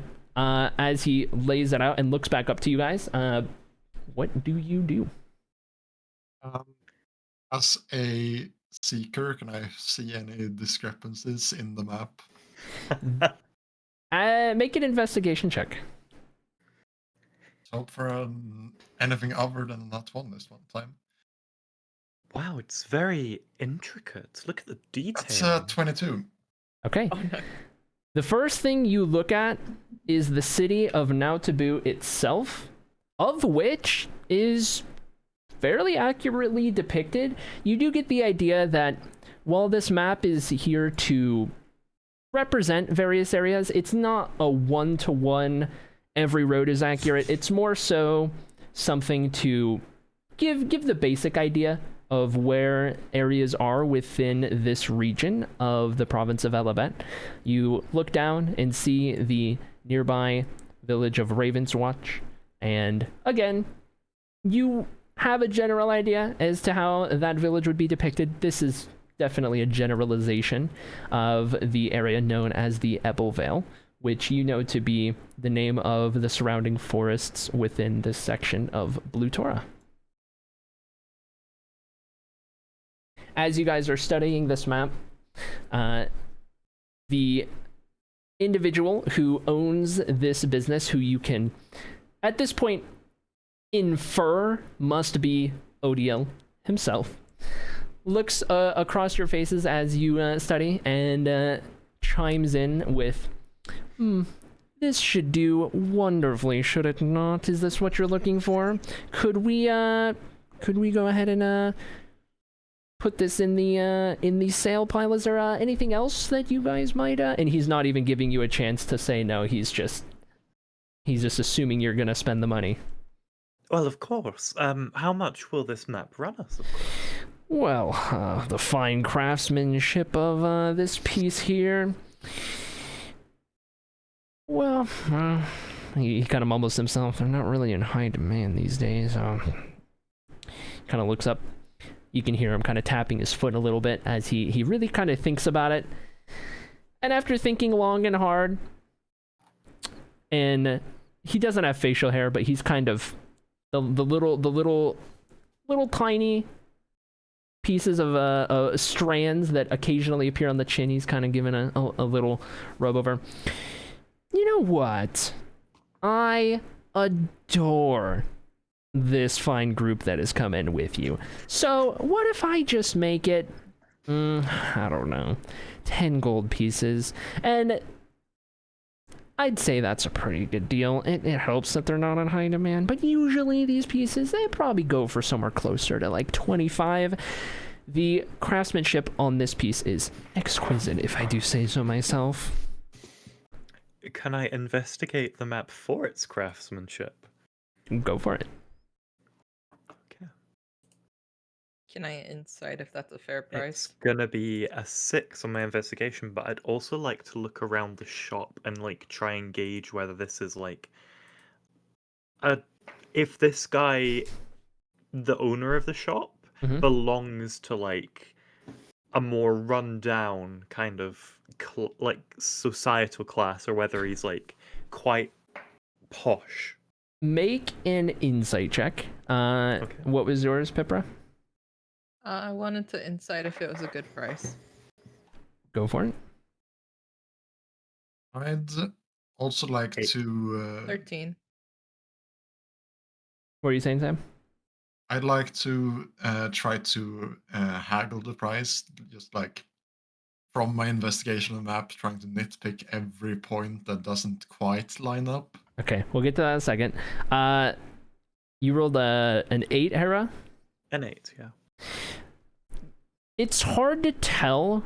You definitely, like, what you can gather, some of the obvious points, everything about the appearance of this shop and the performance and display that Odiel puts on is definitely aimed at getting people to spend money.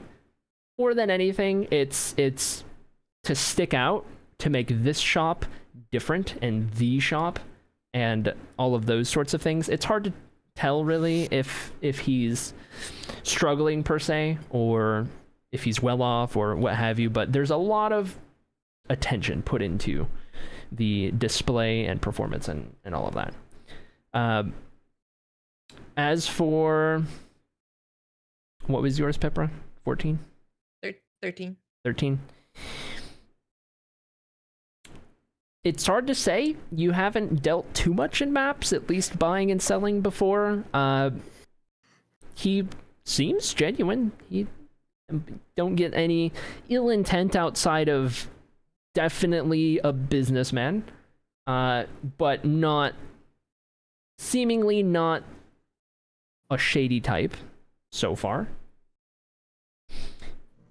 And Sam, you said you wanted to haggle this down. What do you say to him? So, my good friend, I don't really think that's a fair price. You see, I'm a fellow calligrapher and a map maker myself. Oh, are you? So I'd like to see if we can perhaps make some kind of a deal here. I see that you placed this street. And he looks closer. He pulls out of his 100 pocket. respective meters to the north, or something. He pulls out of his pocket a little like monocle kind of thing. He holds up to his eye and he squints and he gets real close. Yes. Well, in terms of the one-to-one maps, those are a little fewer and far between. This map is more of a bigger picture, if you will. This is to lay out the land of the area, to show you where things are, to demonstrate what it might look like. If we had a one-to-one map, well, that would run you quite a lot more. And I'd say you're getting quite a good deal as is. He kind of looks up and thinks to himself. Roll a persuasion check. Can I join Sam? Given that I'm an augur and I have like a silver tongue ability, giving me advantage on selling or buying things.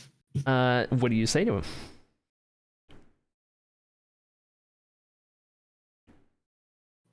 You're muted. Sudden audio cutout. Oh no. I don't think it was muted. I think something broke. Something went wrong. Kulan starts mouthing words without any sound, and as if somebody casts silence on him. Oh no. He begins miming. He's just full on miming at this point, and he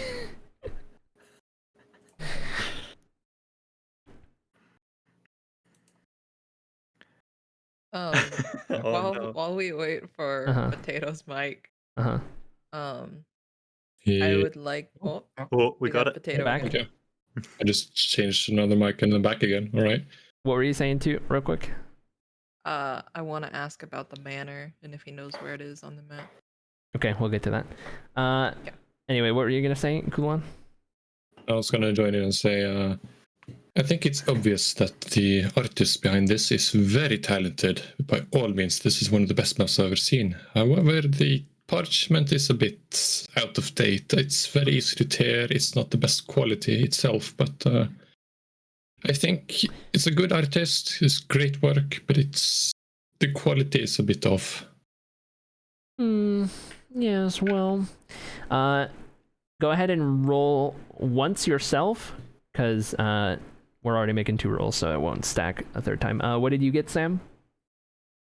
I got a 4. You got 2. You got a 2? I have a +7 in persuasion. This would have gone hard. These are fine points you make, but any map is going to have some common scuffs on it, and this is the last one I have in stock. I'm sure you won't find anything of this quality in the nearby shops, so I'm afraid 25 is the best I can do, but I promise I am giving you a wonderful deal, and this map will 25. be immensely helpful. I thought we were at 10 gold pieces not 30 seconds ago. That is true, but, you know, time is money, and you guys have been here for a little bit already. Well, perhaps I can buy time with time. I have plenty of stories that would make a good novel, and good, well... Is that so? He leans in a little closer, intrigued. Plenty so. You look like the artistry type. You look like the type to enjoy the crafts, the creative arts. Wow. Tell me, if you need any inspiration for stories, does a group of adventurers like ourselves not look like the prime candidates? Kind of looks you up and down. I wave. Well. Hello. What exactly might you be proposing? I'm proposing a deal. We can reach our original agreement of 10 golden pieces, and I'll be happy to front the cost myself. And in exchange for the gratitude, I'll do you the gratitude the same of relaying to you some of the stories that we've been on. You sound like the type that would be able to spin a more marvelous tale than I would, of course. After all, one copy of a tale I tell is free, but I'm sure you could make many copies of a novel out of it.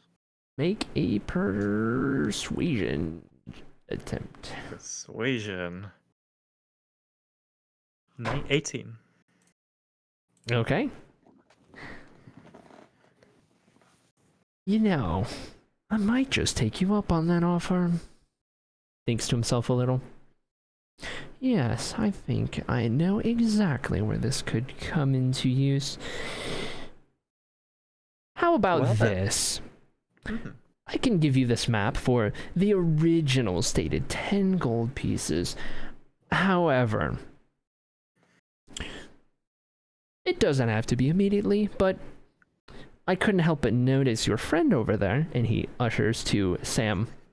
Seems to be quite the scribe himself. How about, for the original price,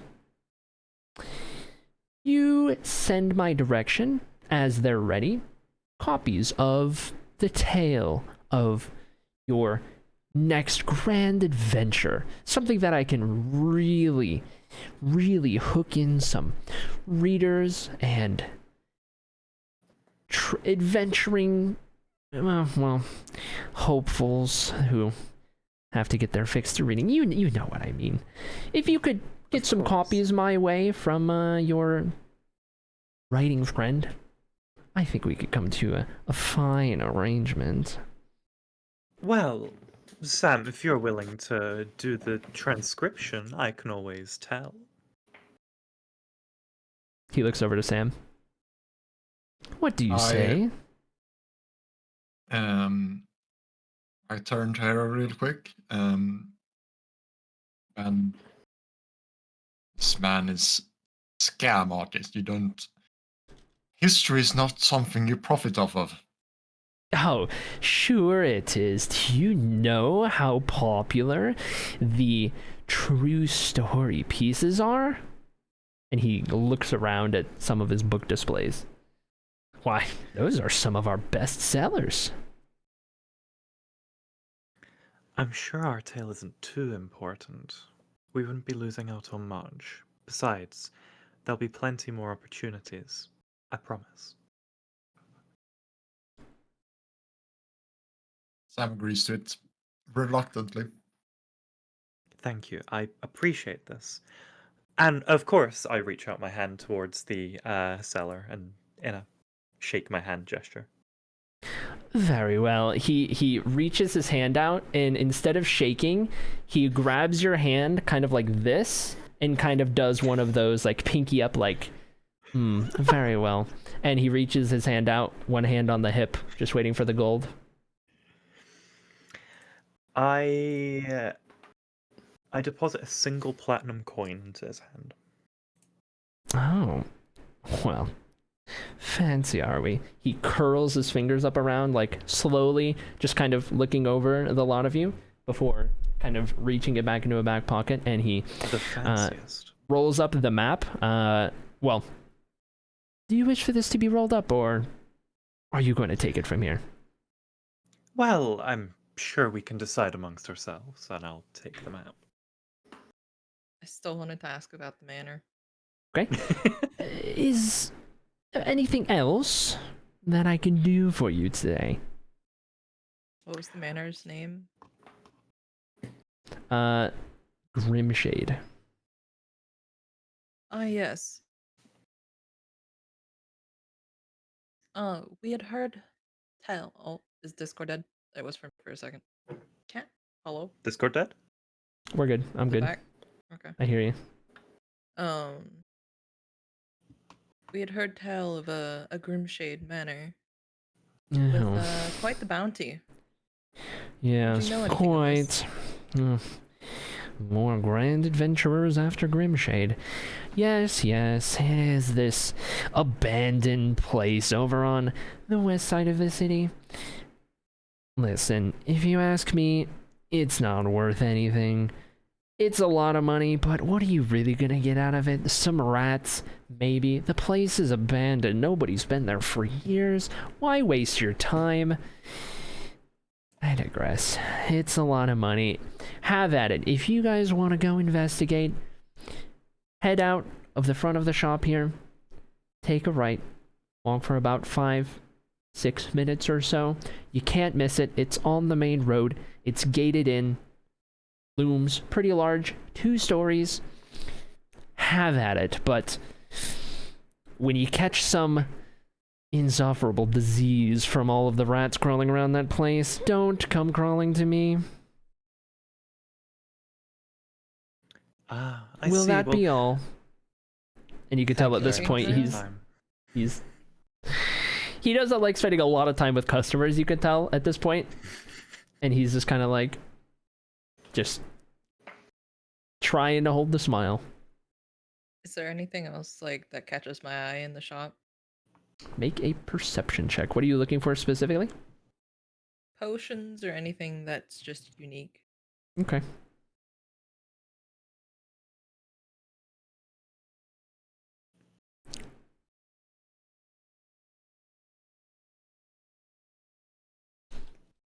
What do 21. you... Okay. You do notice, so you said healing potions and what else? Just any unique items. If he's got any like specialty stuff that might be useful to us.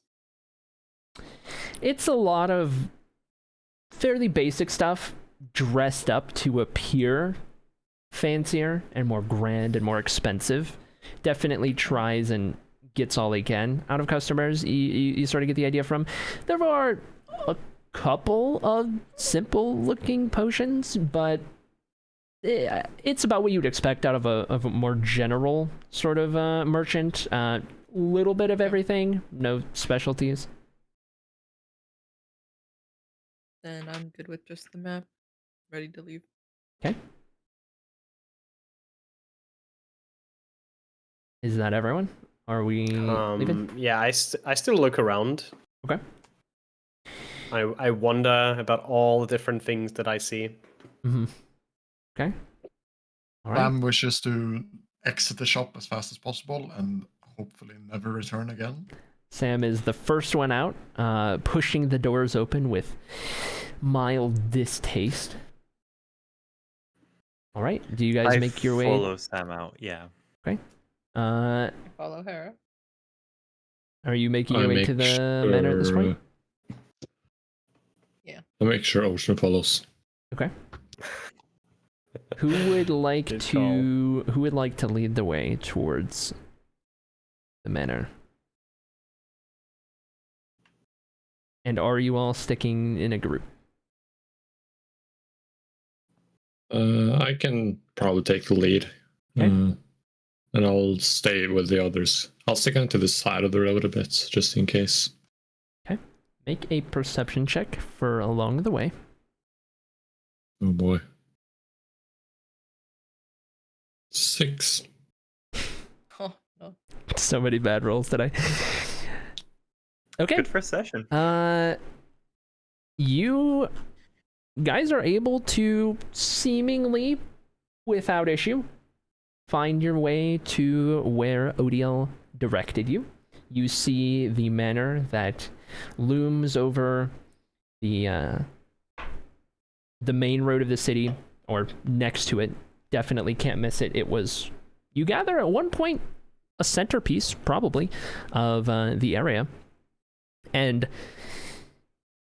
as you approach the looming manor ahead, you see in front of you A long abandoned plot of land, a large and sprawling 2-story building surrounded by a once fancy metal barred fence with very nicely masoned stone pillars that support the barrier every 10 feet or so. Adorning this outer fence are a number of various vines, plant life, and the occasional sign of ruin and disrepair. At the front of the fence, you see that the metal gate is slightly ajar. To the right side, a plaque along the stone pillar that reads Grimshade Estate.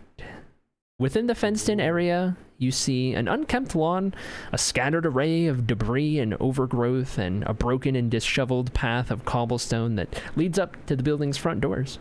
The windows of the manor are boarded over, and more of the unattended to vines wrap up the sides of the buildings in various spots.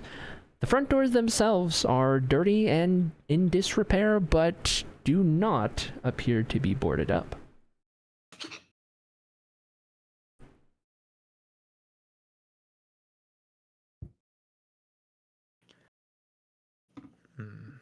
What do you do?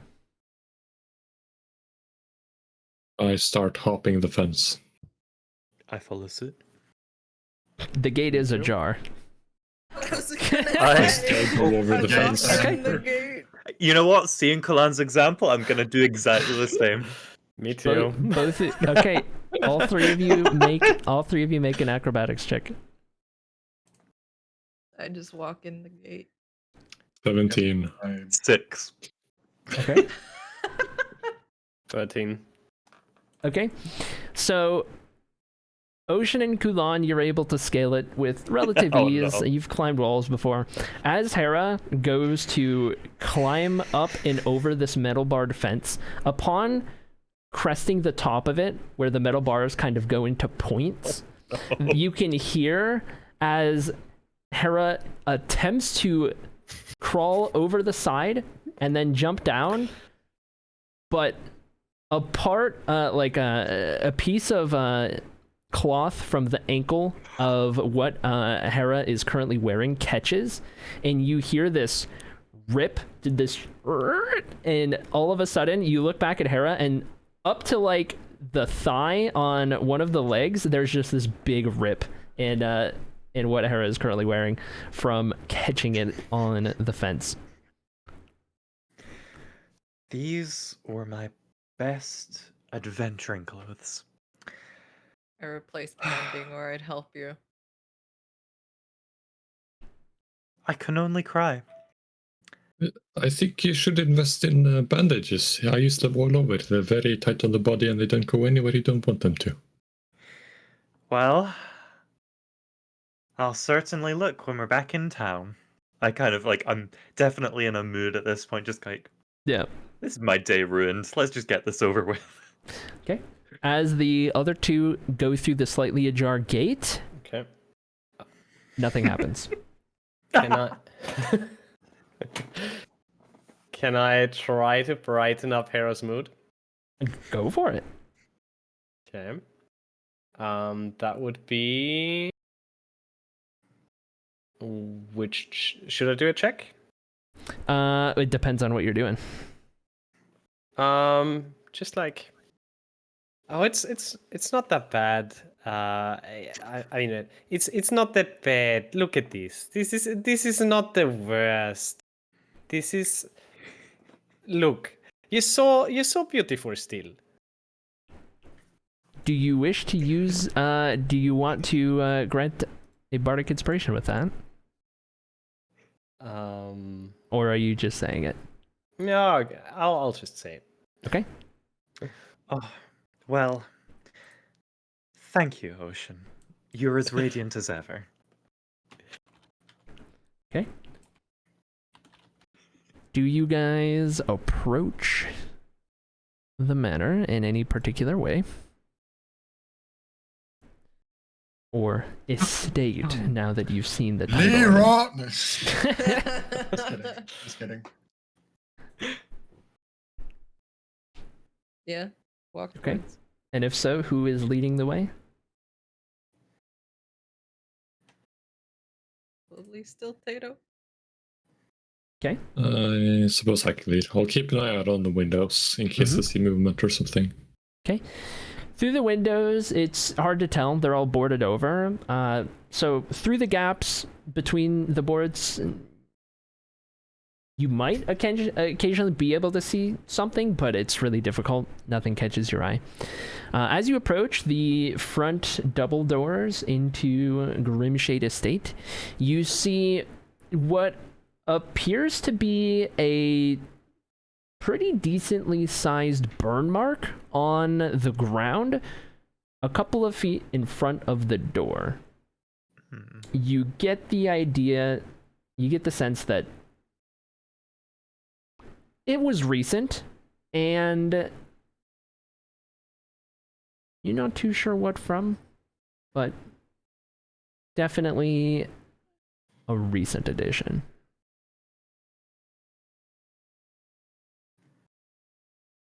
Beyond that, the doors appear normal, a little dirty and dusty maybe, but they're not boarded over. They're currently closed. Oh, the music just changed. I do need to change the music, actually. If everyone would like to, if you guys on your Spotify want to cue creepy music, go for it. I just did. Oh, yeah, that's exactly what happened. Tato was on it. Trying to be better. Do I sense anyone? Make a perception check. And With can I advantage attempt- because of your ability.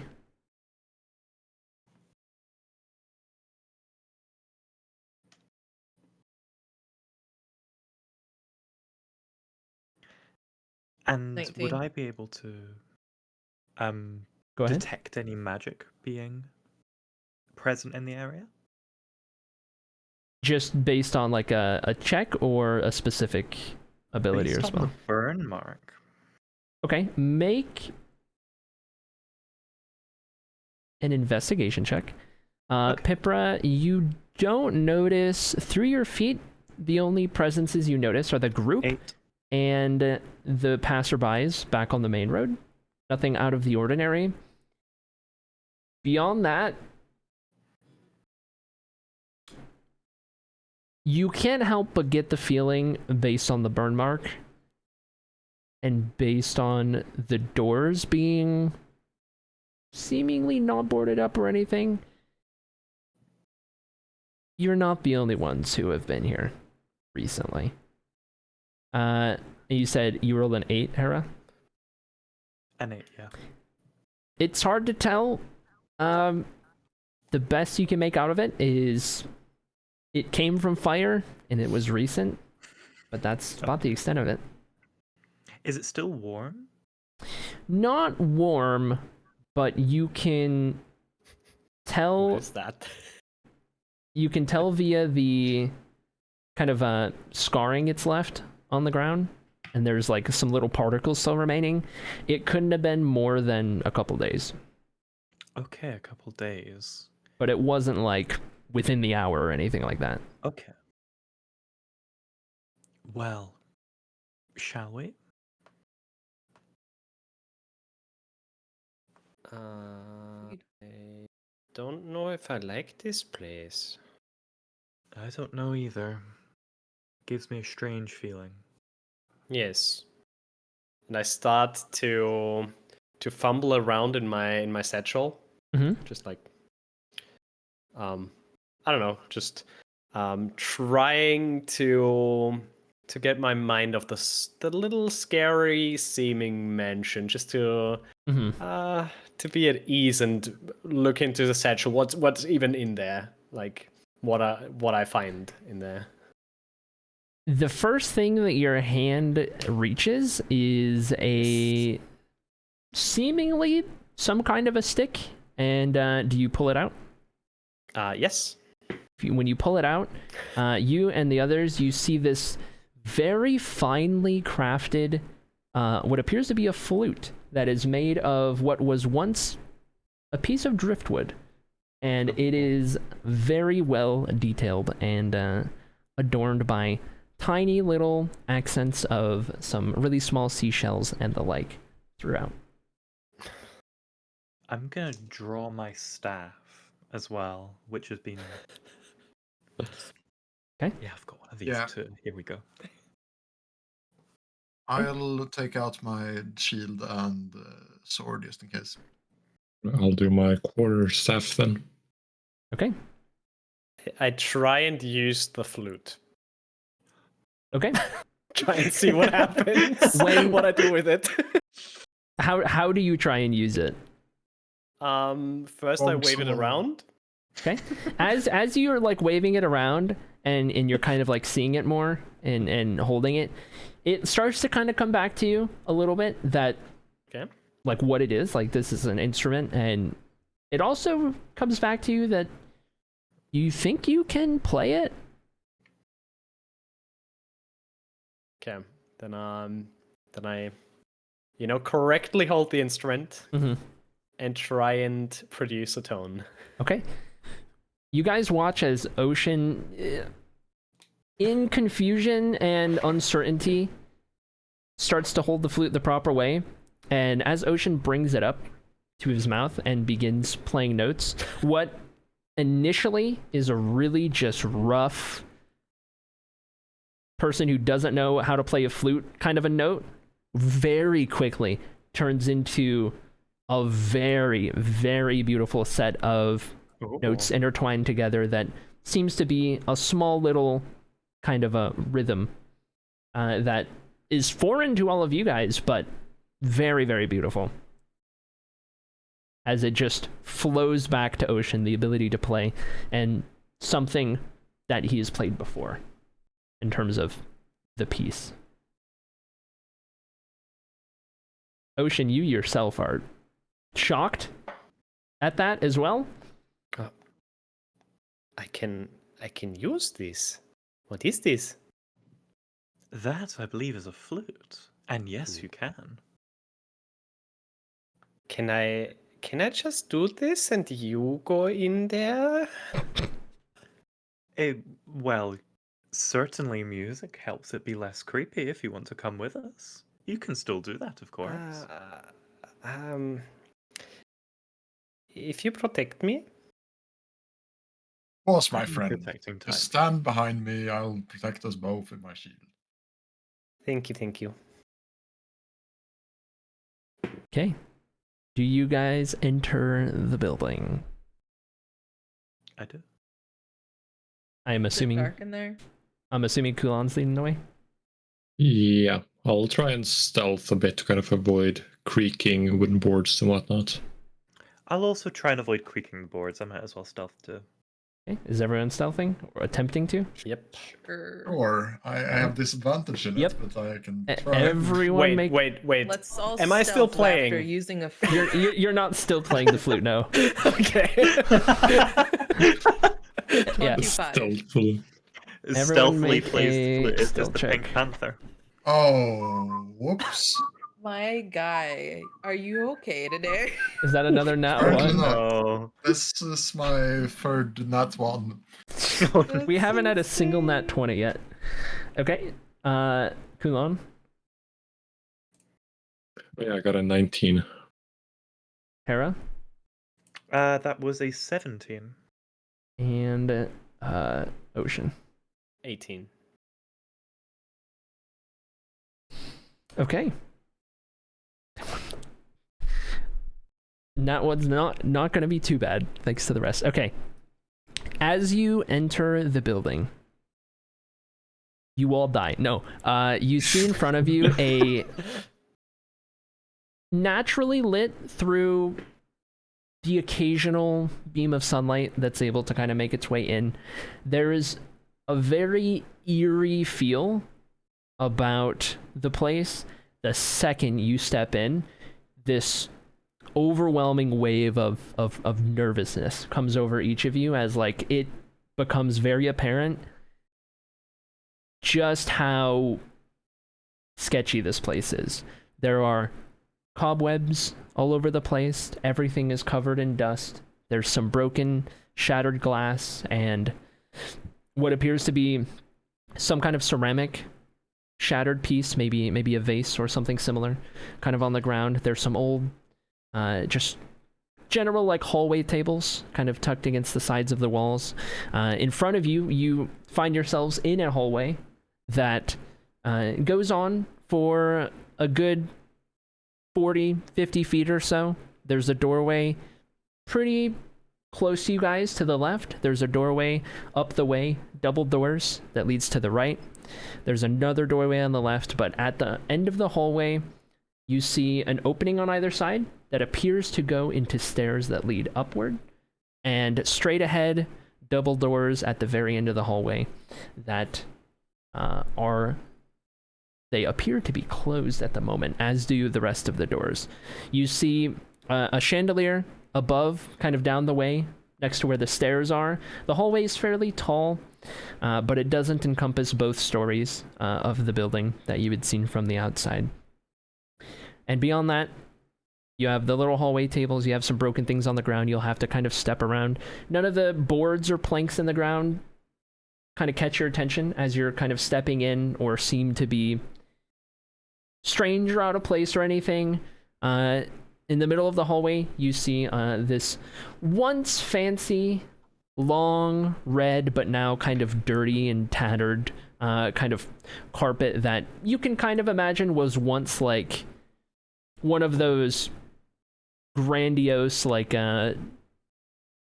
sort of ways for the owners of this manor to kind of show off to guests, one of those grand entrance sort of details and whatnot. But that's about it as for what you can see from here. You have two doors on the left, separate. You have double doors on the right. You could go straight ahead. There's two staircases up and a double doors at the end of the hallway. I'd like to make my way towards the staircases. I'd like to try head up the stairs, I think. Okay. Just heading towards the stairs. Is everyone following? I'd like to follow, but I also want to cast Detect Magic. Detect Magic? Let me bring it up real quick so I can read over it. Anyone else doing anything different or just kind of following along? Oh, Discord's broken. Pause, the Discord broke.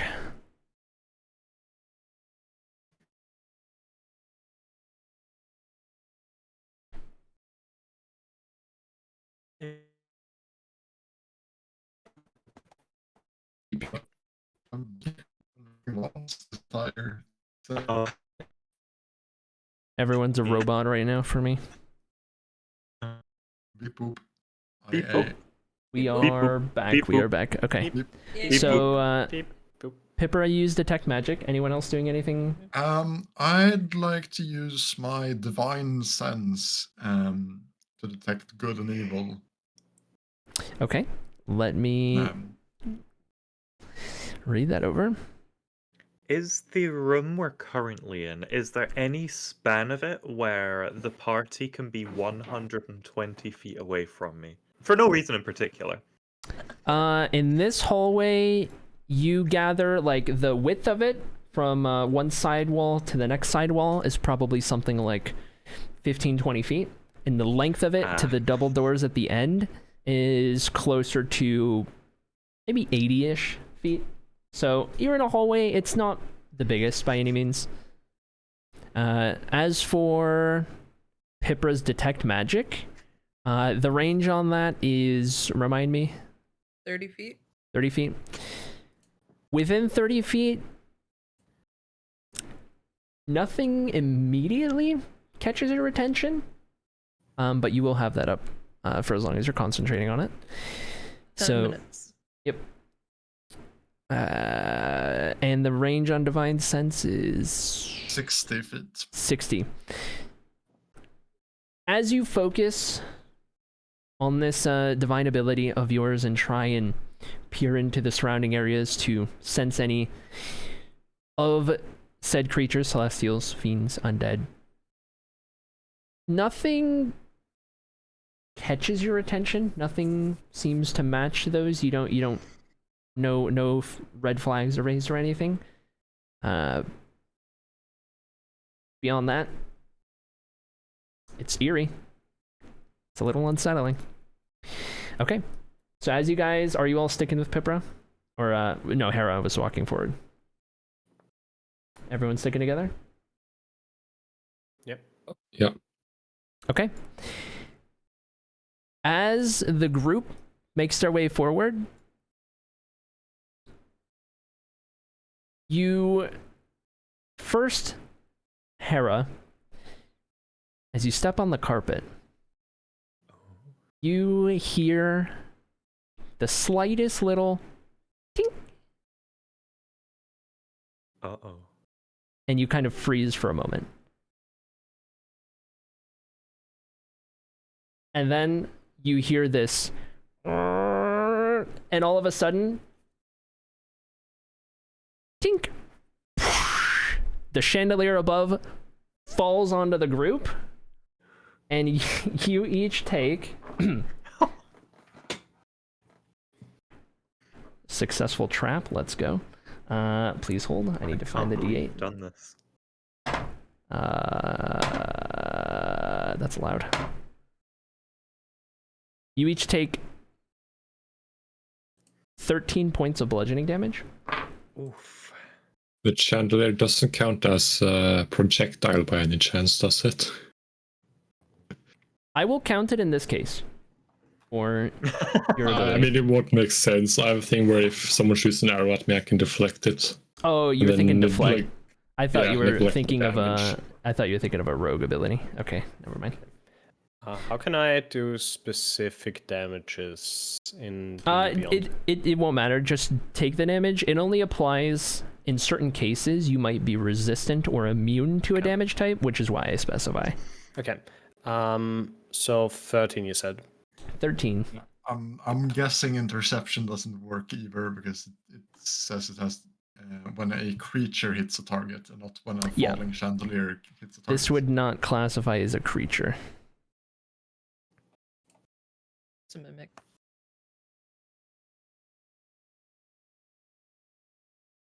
Okay. Beyond that, are you reacting any kind of way?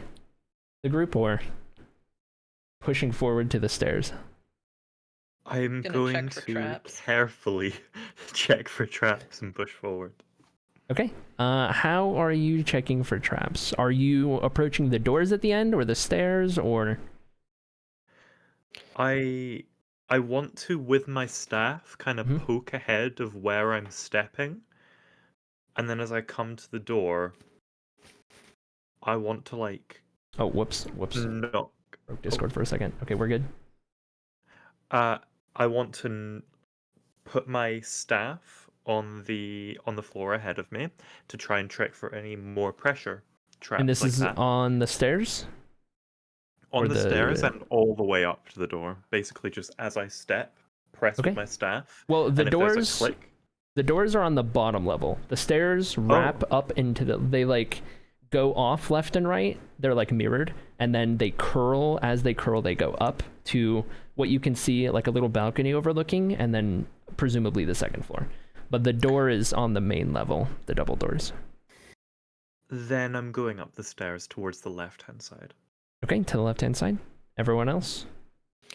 I look at this chandelier, Mm-hmm. and I'm wondering about the situation that things are falling down, and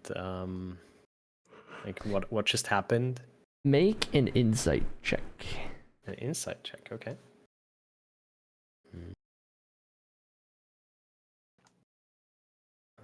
2 and 5, 7. Things falling from the ceiling isn't good. It's about all you can make from it. Okay. Is everyone following Hera? Yes. Yeah. My passive investigation Uh-huh. is 18, by the way. Mhm. I'm gonna go up the Trap check. other staircase to the right. Okay. I'll follow Sam then to kind of Okay. keep us even. So, who's on the left? Hera and who else? Me. Okay. Which side does Ocean go? Okay. Or does Ocean Um, stay? I think I follow Hera. Okay. So 3 on the left, 2 on the right. As you guys walk up the stairs, very carefully, I might add, you don't see or trigger anything out of the ordinary. As you reach the top of the stairs, you see the little balcony with a little railing that overlooks the bottom area. It's another hallway up here. You see another set of double doors right above where the ones below would be, just up on the second floor. The hallway extends to the right with more doors and another hallway, and to the left with a bunch of doors. This is a very large building, kind of maze-like, but you have the 2 double doors at the top. You could go right, you could go left. So far, you've made it up. Can I make a perception check? Looking for? Cobwebs and like other spooky things, maybe. Signs of creatures or something? Yeah. Okay, go for it. Yep. Oh, 18. There are a lot of cobwebs around, as you would expect from an abandoned building. There's nothing that spells certain, like, large arachnids per se. There's not, like, massive human-sized webs or anything like that. It's kind of the typical cobwebs and dirt and dust and strange dried substances that might be from smaller creatures. You could see some smaller ones kind of skittering along like the corners where the floor meets the walls, but it's no different than the average smaller household spider or so. You, of course, you don't know, well, you've never seen a spider in person. I'm amazed by them. Mm-hmm. And then I go up to one of them, Mm-hmm. and like reach out my finger. Okay.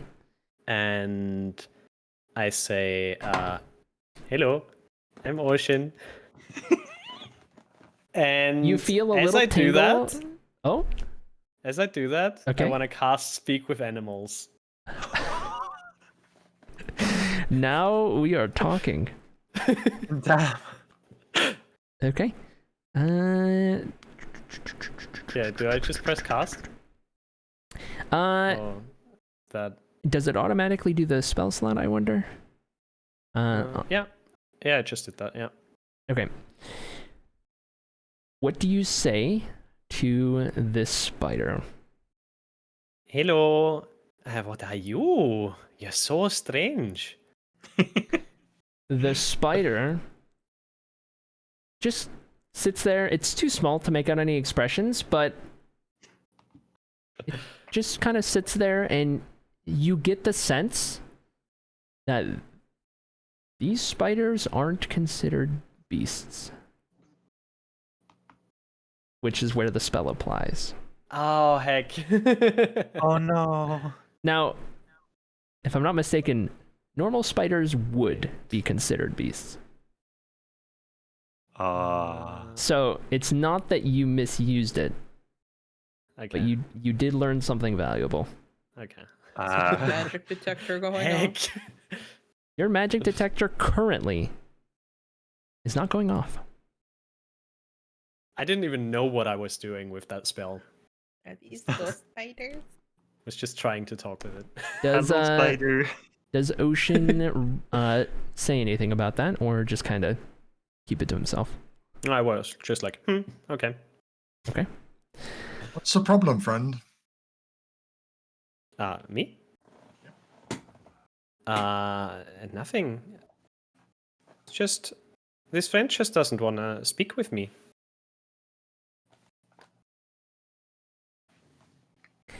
Are you guys going to head down the hall to either side, or to the doors, or back down? What are we thinking? I'm very interested in the double doors, so I will try to very carefully open them and see what's inside. Okay. The doors are unexpectedly pull doors. So they pull into the hallway. There's 2 of them. Do you open both at the same time, carefully, or one or the other? I'll start with the one One? Okay. Left side or right side? left. Okay. Is everyone else with Sam, or are you guys doing something else? I'd like to be a bit back, but yeah, I'm following. Yeah, From a I'll also distance of stay to the around side. 10 foot. Following. I think I stay behind. I stay behind. Okay. A little bit. So you're off to the side where you spoke to the spider. Yep. As you open the door, carefully, you can peer inside a little bit, and you see what appears to be, albeit abandoned and dusty and dirty, cobwebs, the whole 9 yards. Some displays, some sculptures, artsy pieces, things of that nature. Definitely long since abandoned, but as you slowly open the door, you get the sense that it's some kind of art collection or so, something similar. The door is just cracked open at this point, since you're being careful about it. Can I sense that the room is empty, or can I? Would I need to open the other door to take a closer look? From what you can see in this one door, you don't see any movement or anything else in there outside of inanimate objects. Then I'll open the second door too. Okay. You opening it normally, carefully, cracking it? What are we talking? Normally, or Okay. As you open the other door, more normally now, a little more at ease, you hear a small click. And before you have time to react, from the ceiling above, a large blunt object of some sort swings down in your direction. Everyone except for Ocean, make a dex save.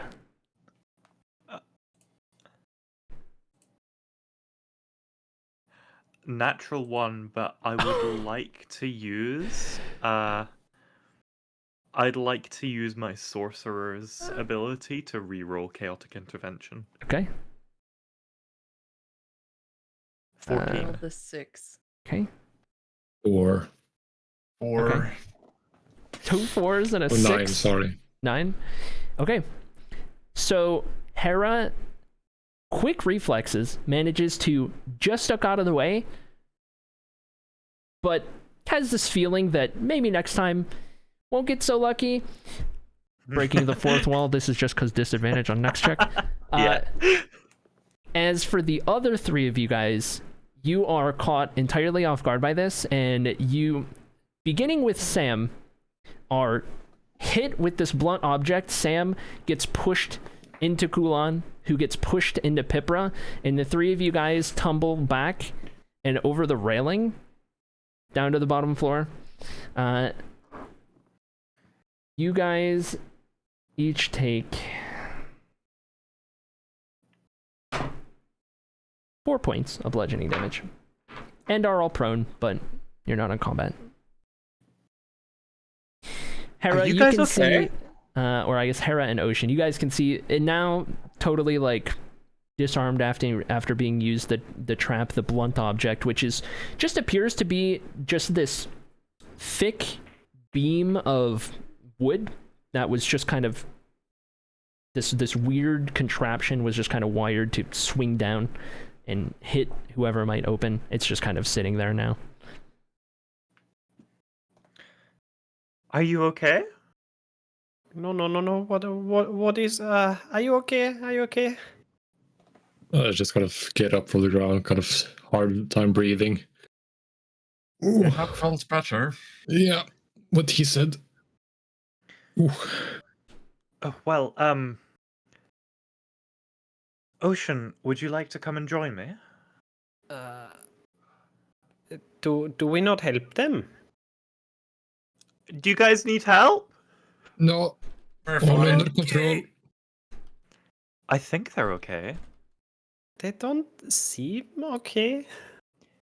Do you guys seem okay? Never felt better. I think they've All never good. felt better.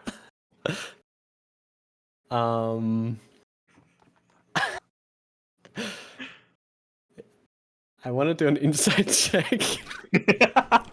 Insight check on the ones who fell? Or yeah, let's do them. okay. Go for it. 24. 24? Yeah. All right. Without giving specific numbers and breaking the fourth wall, how are the three of you looking right now? I've seen better days. I've been knocked down pretty hard, a little bruised, but I'll survive. I can get up and keep pushing a little bit more. I've been through worse. Is the bottom of the pile that got everyone on top of. I'm looking not the greatest, but could be worse. High Constitution Wizard. And How? It doesn't make sense. it's Sam. It's not that terrible, but Tis but a scratch. It's but a scratch. All right. What would you guys like to do? Are you guys? Ocean, while they're gathering themselves, shall we investigate? I mean, okay. Stay behind me. I don't want you getting hurt now. I don't want to get hurt. Exactly. I'll take my staff and start doing the check for traps in front of me as I poke my head into the room this time. Okay, the art room. The art Okay. room. As you carefully make your way in, doesn't appear to be anything else out of the ordinary. You don't sense any immediate signs of danger. This room feels like it's untouched. Doesn't feel like anyone or anything has been in this room in quite some time. Some uninterrupted, thick layer of dust all throughout. Some once nice art pieces, mostly sculptures, large and small. A couple paintings. Any cutlery? No cutlery. Not in this room. Okay. At the far end of the room, you can see a couple of windows, kind of evenly spaced from either side of the wall, kind of looking out of the back of the building. Are the windows open? The windows are not open. And you get the sense that they were not boarded up like the rest. They also have a lot of dust kind of around the sill and some of the kind of details along the window where dust might accumulate. Haven't been touched in a while, but not broken, seemingly still as they were once built. And is there any indication whatsoever that there's been any tampering with this room whatsoever? Make a perception check. Perception with disadvantage. It's going to be 12. No signs of anything having been here. At least not since the trap was put in place. Okay. What are the rest of you guys doing? After getting up off the ground, I will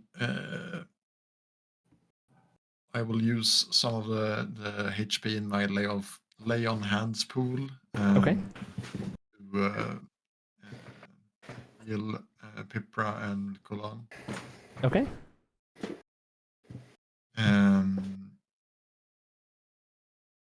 So I'm gonna give you 10 HP each, I think. Okay.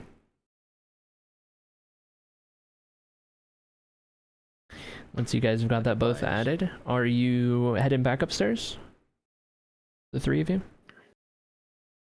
Yes. Before I do that, or yeah, I'll go upstairs, but then I want to check out the actual traps to see like what they activated, if they press the button, the tripwire, kind of, so I know what to look for in the future.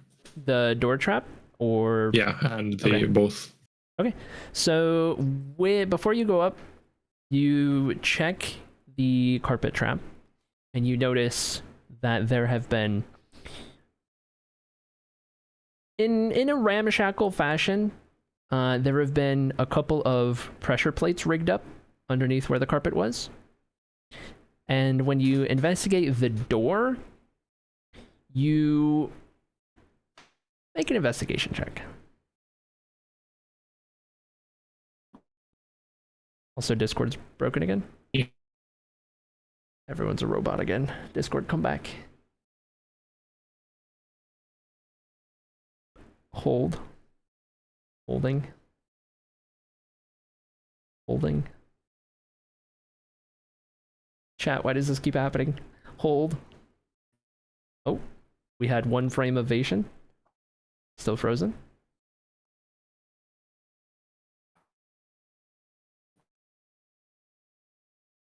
Can't hear anyone.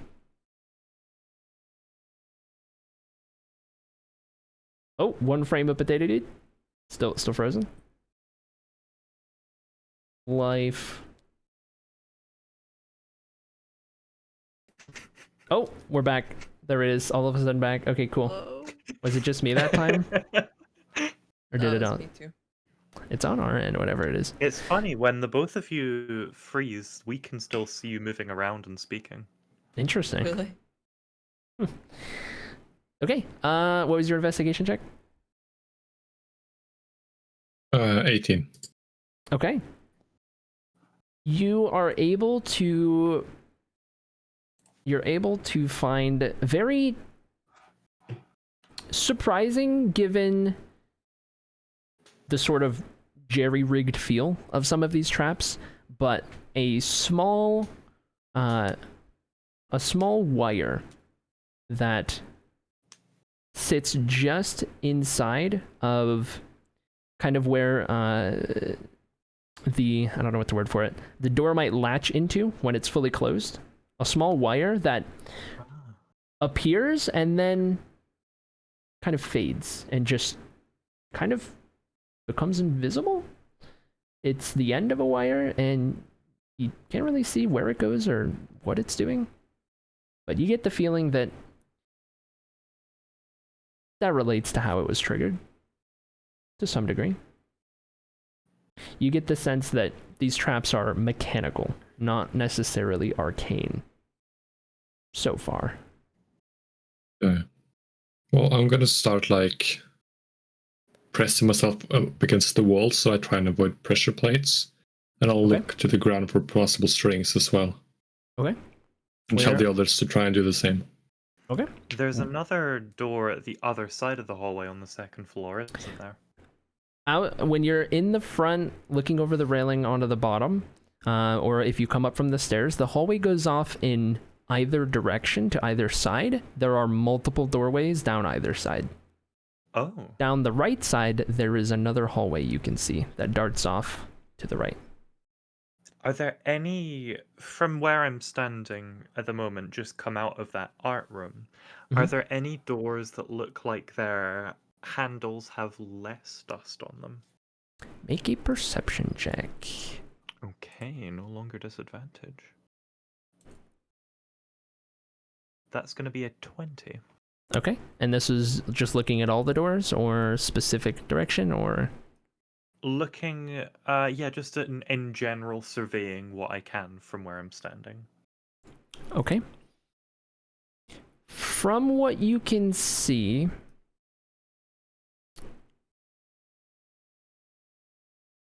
there doesn't appear to be a difference in some of in any of the handles on the doors dust level wise. However, to the left down the hall where there is another hallway that then goes to the right, you can tell that the dust on the floor has been kicked up a little bit. By what or how? Unsure, but there are very mild signs of some kind of movement at some point. That then is where I'm gonna go, and I'm gonna keep my prodding. I'm gonna look for the pressure plates, and I'm gonna look for little tripwires like that, and I'm gonna keep my staff up ahead and Okay. continue down that hallway until I get to where the dust has been kicked up. Okay. As you do, the rest of you follow? I Yeah. follow. As you guys make your way down, you pass one doorway that's closed. Doesn't stick out. Seems normal. It's just a single door. That would be on the right side. You go a little further, and you find the intersection of the two hallways. In the middle of the intersection, you see some kicked up dust kind of around the edges. The dust that's a little kicked up or not so consistent continues down the hallway to your right. To the left, you see double doors that are closed, and they are set right in line with the hallway. So if you're approaching from the other hallway, they're right in line at the very end. You see some more broken glass bits on the floor, pretty old, probably nothing recent, more cobwebs, that sort of thing. There is a oval-shaped, no longer very blue, but probably once upon a time somewhat blue rug in the center, just right in the middle of the intersection of hallways. And there are some claw marks on a nearby wall. Pretty old. Not very deep. Unsure. Could be a lot of things. Is there any indication of where the dust trail goes after this? Down the hallway that darts to the right side, beyond that, you'd have to go down there and see. I think that's what I want to do. I think I want to keep prodding along. I want to keep checking for traps as I go. And I want to continue along there. Okay. I want to, like, kind of avoid this big rug as well. Like, I'm getting a bit nervous about pressure plates, and seeing this rug, I'm going to kind of go around it if I can. Okay. And the rest of you guys? I follow, but I keep a little bit of distance in case one of us activates a trap. I don't want to be another victim. Same. Yeah, I decided to stay a bit back in case we get ambushed from behind or something. Okay, so everyone's mildly spread out. I closely follow Hera. Okay. And I appreciate that. Why? Yeah, I think my character has has like kind of a bond with your character. Aw. And while I do that, Mhm. I look at the rug, I inspect it, and notice how much I like the color. Okay. Aw.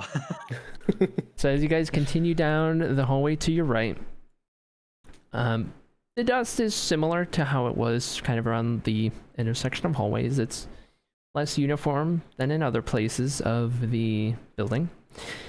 Down the way, there are a set of double doors to your right, about halfway down. And at the very end, where the hallway turns to the right, on the opposite side, there is a single door that opens up on the left side of this current hallway. So a double door is on the right, a single door on the left. And the hallway continues to the right at the very end. And does the dust trail go into any one of these rooms? At this point, the kicked up dust is consistent everywhere. Okay. There's no pattern to be found. I'm going to very carefully, from a distance of around 20 feet from the door, if I can manage it while maintaining the Which door? LOS. Double door. Okay. I'm going to try and blow it open. Okay. How do you plan to do so? I'm gonna do this to everyone. I'm about to do the stealthiest thing you've ever seen. I'd like to cast Shattering Boom on the door. Shattering. The stealthiest thing they've ever seen. Okay. Take a look at this. Is a homebrew spell.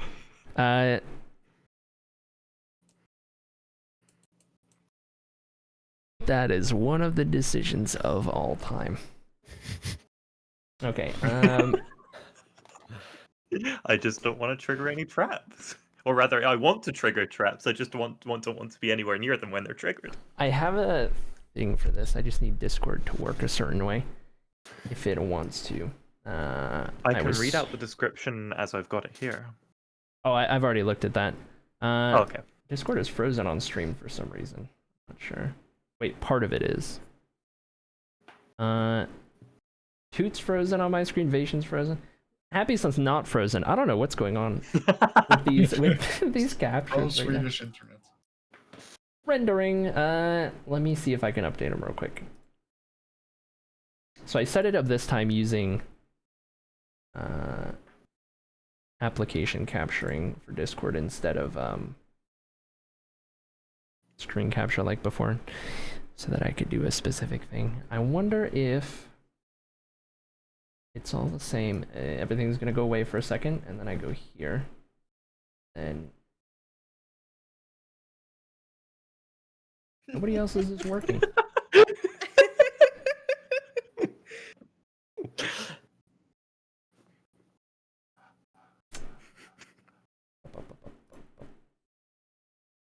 Okay, everyone's working on this screen. Okay, I just needed to turn it off and back on again.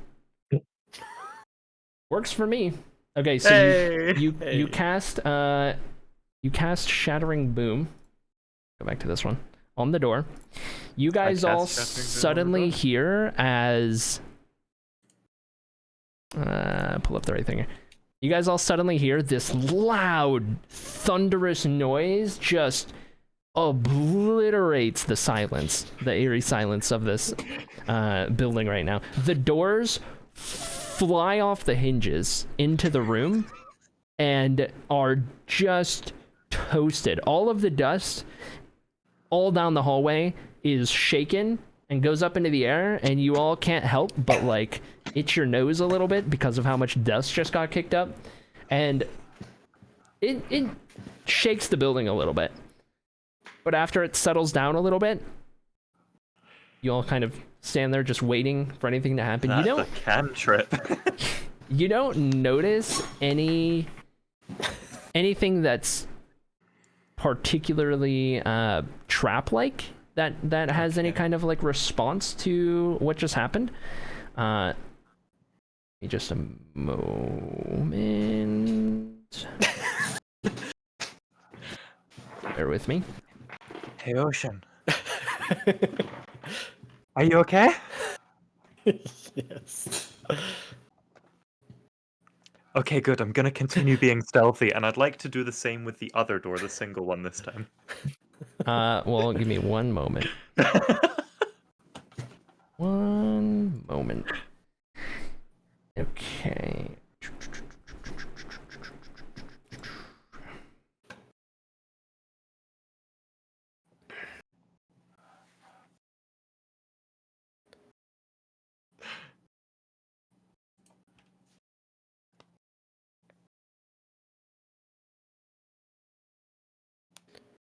Just setting something up. Oh, boy. I'm terrified. Do I sense anything? With your detect magic? Detect magic or sixth sense. So,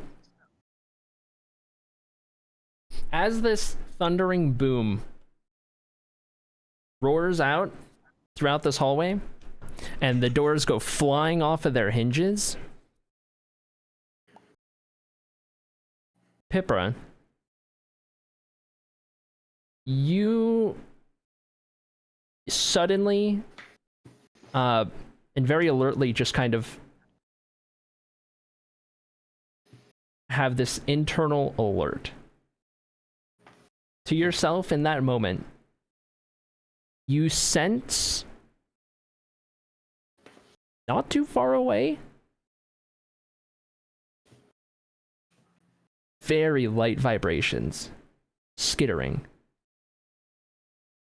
And So red. as the skittering See that? closer, those of you looking at the doorway,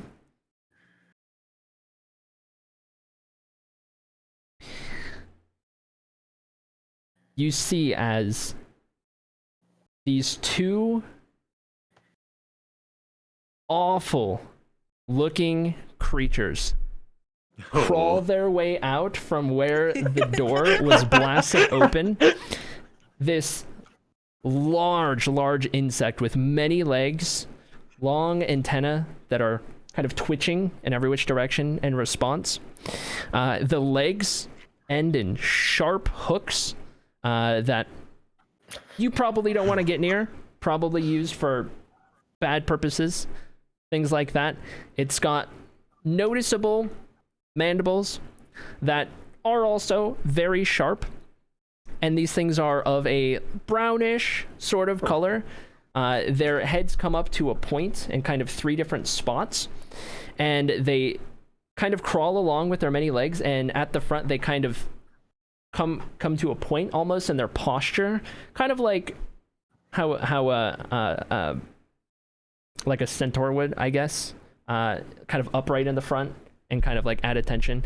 And it's got its 2 really beefy claws kind of out front as it just kind of crawls into the hallway, and its antenna just kind of move every which way, and it kind of looks over at you, and you can see 4 eyes, 2 of which are longer on the sides and 2 smaller ones in the middle, as they kind of look at you and then start to skitter kind of towards you guys. And Pipra, you sense a 3rd one, and that 3rd one is coming from behind you guys. Oh. I need you all to roll initiative. Hey, let's go. This is why you cover. This is why I cover our flanks. This is gonna be a 14. 15. Ooh, 24. That'll First net do. 20, I think. 19. Oh, first net 20. Nice. Okay, so Kulan, what did you get?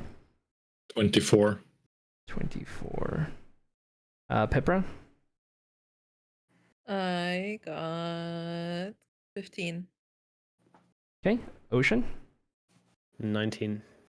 Sam? 7. Okay.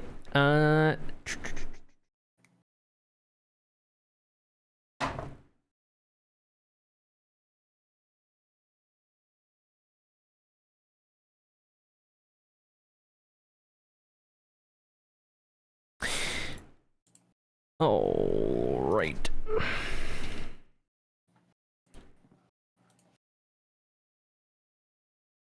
Okay. Kulan, you are up first. You see the 2 down the hallway in front of you. This map isn't accurate, by the way, 1-to-1. This encounter wasn't entirely gonna happen, so bear with it. It's an example map, but say there's a door here and they just crawled out where these 2 are, and the 3rd one's kind of coming from around the corner. Hera's leading the way. Kulan, what would you like to do? I'm assuming Pipra warned the others about the one behind. Yes. I'm gonna go to the one straight ahead, I think. Because I'm already closest to it. So I'll go through the door towards that one all the way up to him. The one in the back? Yeah. Okay. And then I pull out my quarterstaff. Okay. And I just try and bonk him. Okay. And that will be a 10 to hit. Doesn't hit. All right. I kind of do a maneuver and end up holding the staff in one hand with the other hand, Okay. and kind of give him another punch Okay. with a flurry of blows, which I think is bonus action. And to hit with that one, I get a 16. That hits. All right. So that's another That is a 8 points bludgeoning, I think. Okay. And then with my leg, I come in one more time, kind of just kick it back another time, the third hit. Okay. Which is a 11 to hit. That does not hit. All right. That is all I can do then. Okay. Ocean, you are up. So I step aside Hera so I can see the creatures. And I'm very frightened. I fumble around and try to cast some sort of magic, and that would trigger a Riptide 2nd level. Okay. All right. You've got this, Ocean. I believe in you. Okay. I'm realizing we have similar spells. So I that may would have to switch be mine up a bit. they need to make a save. This is if you want to get both of them, because it's in a 15-foot cone, right? Yeah, so 15 foot away from you, kind of in a cone direction, you would need to step a little closer to get both of them, assuming you want to do that. I mean, in the spirit of the role play, I have no clue what I'm doing. Okay, you can select the So first I one would from here, just- so. Yeah, I would Okay. just stay here. So they need to make a dex save of 14. It fails. So, go ahead and roll 3d6 Yes. damage. And that's a 14. Ooh. Okay, all right. Now we are talking.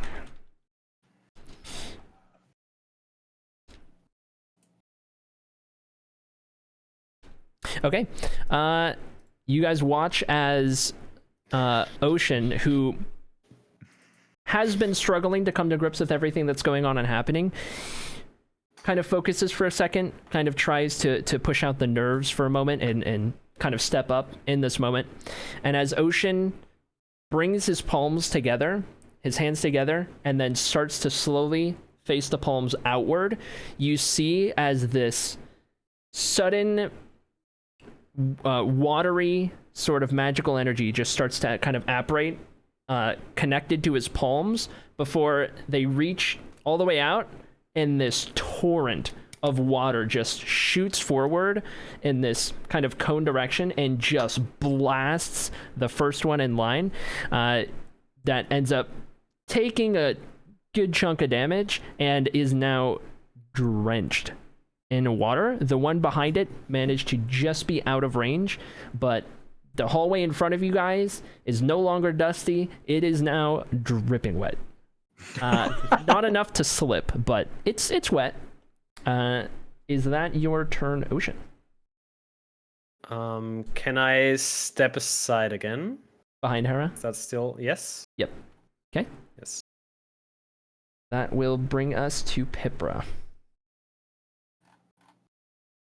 Now, if I was to use lightning on these wet creatures, would it do anything extra? What spell are you thinking of? Jolting streak. You would have advantage on the attack roll because they are Okay. wet.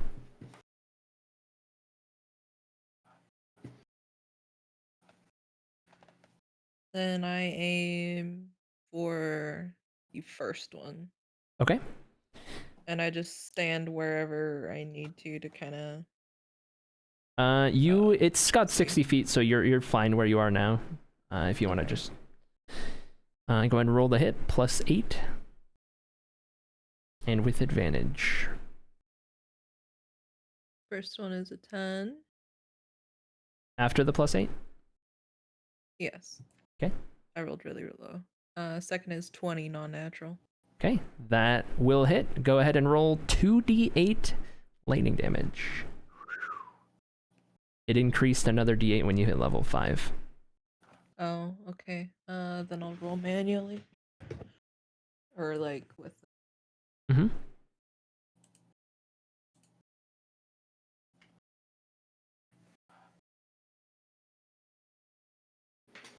11. Okay. 11 damage.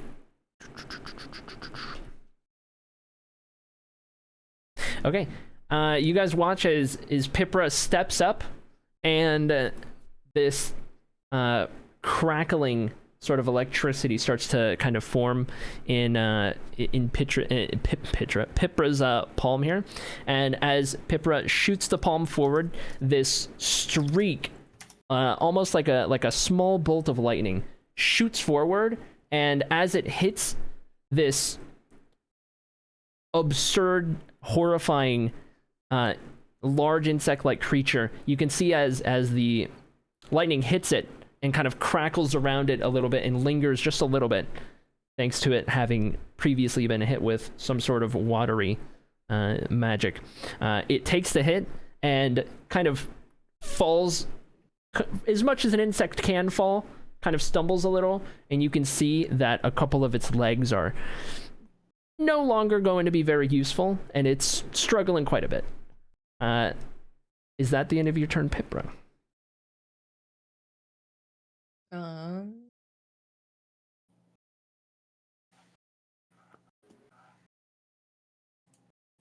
That is it. I don't Okay. have anything else. We are on to Hera.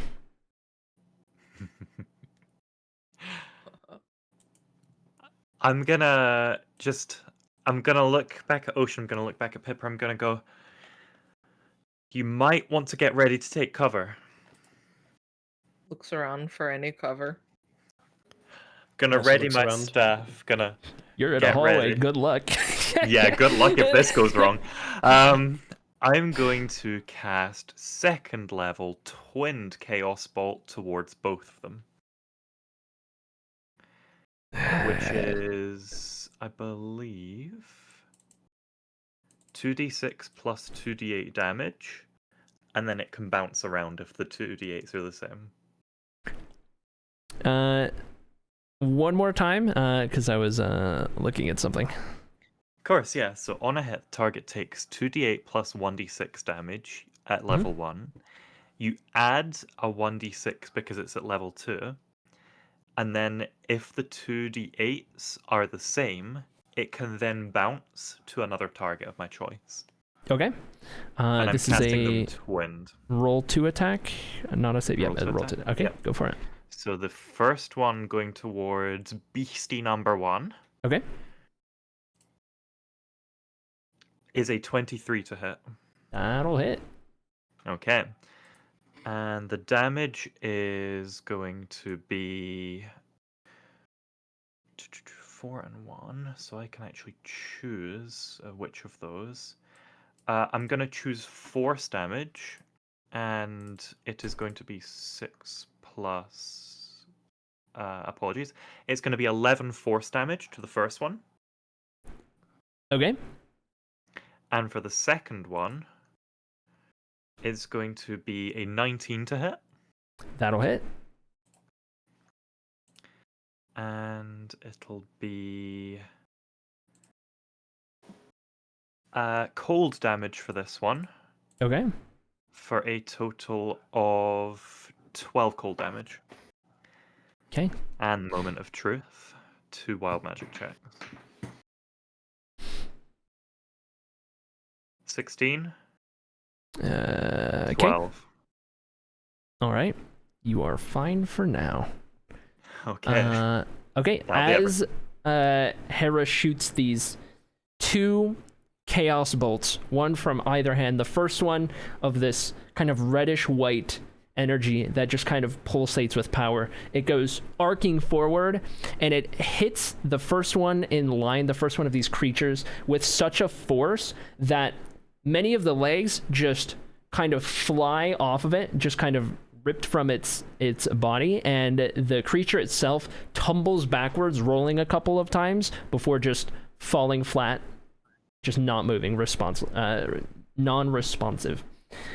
As for the second one, there we go. As for the second one, this kind of white, light blue energy that almost has like a little mist that kind of emanates from it of this cold magic unleashes forward, and as it hits the second one of these creatures, you can see as it kind of slows its movement a little bit before it kind of shakes it off, and it definitely hit it, but it's still got a lot in the tank. Is that your turn? Unless I want to do anything else, I cannot, and I don't think I have anything else in the tank this turn. So what I'm going to do is I am going to try... Am I able to, like, help move Ocean backwards to kind of just, like, use myself as a bit of a shield and get in the way of, like, whatever is about to attack either me, Pipra, or Ocean? I would say yes, but your movement will be halved while doing so. Okay.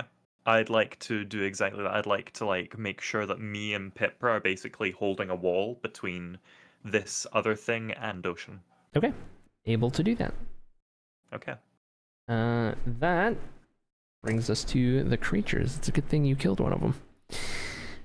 Okay. So, find the thing here. The first creature, back here, next to Kulan, let's see.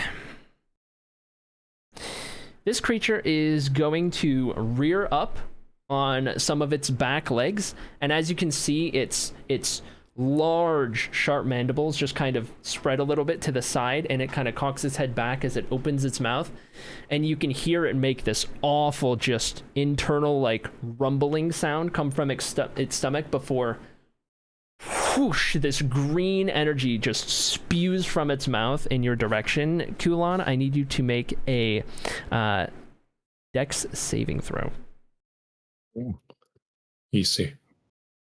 22. Okay. You will take...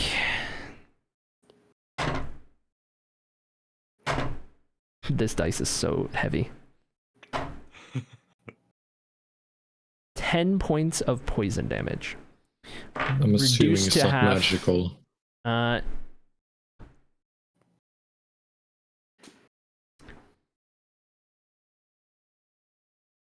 would be correct. Not magical, so not reduced. Yeah. So 10 then. Yep. 10 points. And that is going to end that one's turn. He's going to stay right where he is. The other one is going to start skittering its way towards the group. And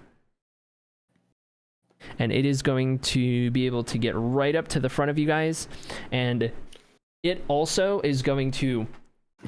You guys didn't see the last one, but it's going to rear up on its legs, and as its mandibles kind of spread out a little bit, you can see this awful green energy and liquid start to kind of form in the back of its throat before it just spews it out across pretty much all of you guys, but definitely Pippa and Hera getting a hit with this one. I need all 4 of you guys to make a dex save. Pipra, Hera, Ocean, Sam. That's going to be an 8. 16. In fact, chaos magic, I'm going to make that a advantage. 21. I think it's limited to once a rest now or something. I double check on that one. Chaotic intervention. It limits that I can't use it on my chaos magic rolls, but it does just say that I can flip-flop at 3rd level. Okay, yeah, I knew I put... I mean, I can discount that because it was lower anyway. Making the initial roll.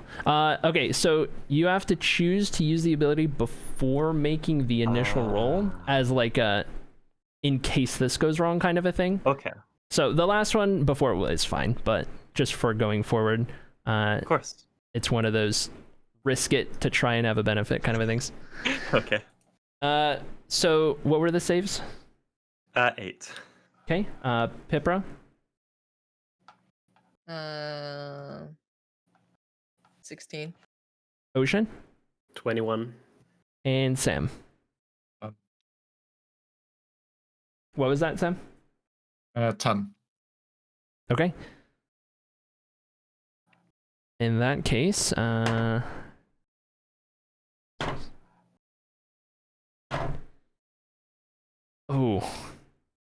Okay. Everyone who rolled lower than a 13, you take 16 points of poison damage. And everyone who rolled higher than a 13, you take 8 points of poison damage. Oh, I'm not looking hot. And that will end its turn. We are finally on to Sam. Hey.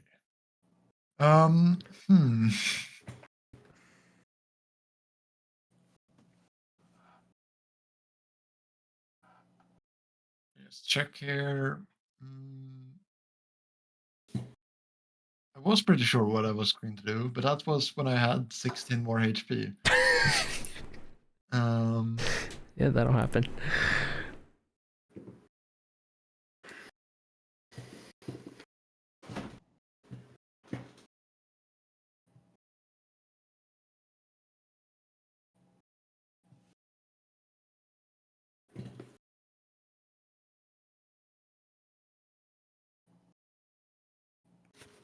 Okay, I will cast second level Cure Wounds on myself. Okay.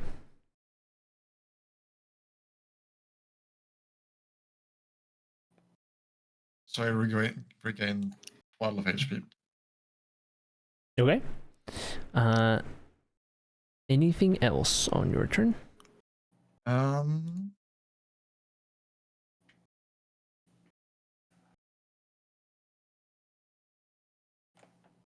Let's check here. I will also, for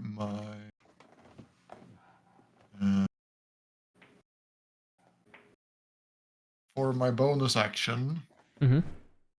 can I sense who among my companions is worse for wear?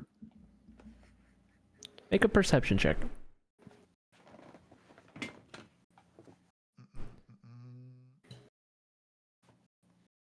12. Okay. Give me just a moment.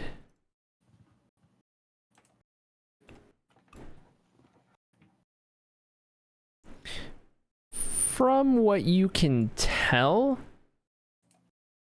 everyone's taken a beating. Hera's definitely finding it hard to stand up straight. Okay. As my bonus action, I will use Steel Skin to strengthen Hera. Okay. 1d8 temporary hit points. Okay. Go ahead and roll that yourself, Sam. Yeah.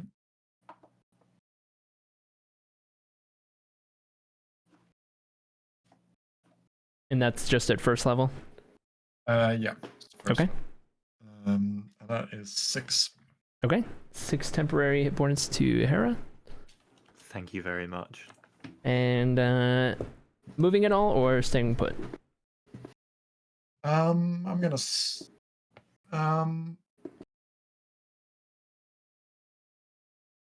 move closer to the other, closer to Kulan. The one with Kulan? Yep. Okay. That brings us back to the top with Kulan. All right, nice. So now that he's within reach, I believe that allows me to use my rogue feature, which gives me a sneak attack, because there's another right next to the enemy, right? Yep. Okay, I go with the quarterstaff again. Okay. Taking it from the top, and I go for 15 to hit. 15 hits. Nice. That is 1d8 plus what's that? Oh, that's max. Plus that is 17 damage. Okay. All right. How's it looking? Is it standing So fine or? as Sam approaches, this creature is partially kind of distracted and kind of looks over, and right as it looks over in Sam's directions with its crazy mandibles out, just kind of looking like it's ready to strike, thwack, right upside the head with the quarterstaff, and you can see that it is dazed from such a hit. That hit definitely rattled what it might have for a brain around the head a little bit. It's definitely reeling from that one. All right. I'll go in again then with a flurry of blows. Okay. And it is a 12 to hit. 12 misses. All right, I go one more time then. Okay. Nat 20. Oh. No. Oh boy. Unfortunately, that's not gonna hit. Roll damage. 8. It's not that much. It's just an unarmed strike, but 8 damage. Okay. As you as you go and reach out with a fist to follow up the quarterstaff, it just manages to dodge out of the way with what little sense it has left, based on how dazed it is. But then as it thinks it's over and it's getting ready to kind of strike again, it doesn't expect the next strike, which wham, with a side kick to its body, you can see and hear as parts of its innards just kind of give and crack a little, almost like bones popping, if you just like pop your fingers or something, and it just falls lifeless on the side of the floor as it just kind of crumples into a pile and is no longer an issue. All right. Is that your whole turn? Yes. Though I have one question though. Yep. You know my whole subclass in Monk, how does it count towards creatures as well or only humanoids? The whole main idea of my subclass, if you know what I mean. Have Kulon make an insight check. Or either that or a nature check. Yeah, I'll stick to insight. 13. Such a thing wouldn't be affected by monstrosities. Okay. Gotcha. Right, that's my turn then. Okay. That brings us to Ocean. Okay. What do I do? What will I do?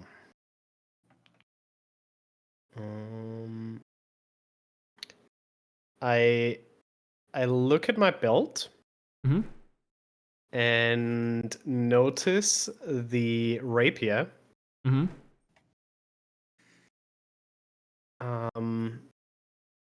I need to go in front of them to hit, or can I with the rapier trying to reach from? I would say you would have to try and squeeze between them, and because of the tight confines, I would have you make an athletics check to see how well you're able to get through them. That wouldn't affect your ability to attack, just your movement.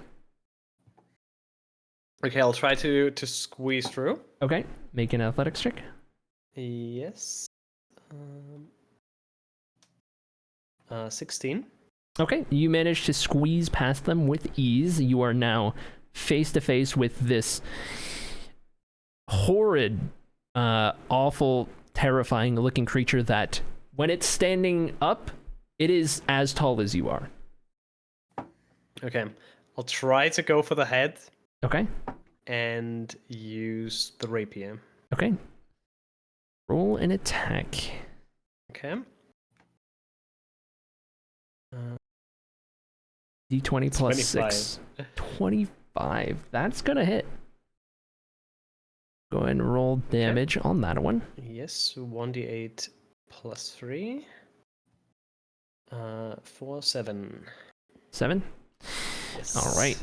So as you squeeze through Hera and Pipra and you kind of lurch forward with the rapier in your hand and kind of poke towards its head, you get a good jab in kind of the side of its face, and it kind of rears back a little. You can see this trickle of like greenish liquid just kind of come down the side of face. Is a stretch, but whatever might constitute that, and kind of down the side of its mandible as it kind of rears back and makes a bad sound that kind of pierces the ears a little bit as it kind of preps itself to refocus on the three of you. Do you wish to do anything else? If that's possible, I want to squeeze back. Okay. Make another athletics check.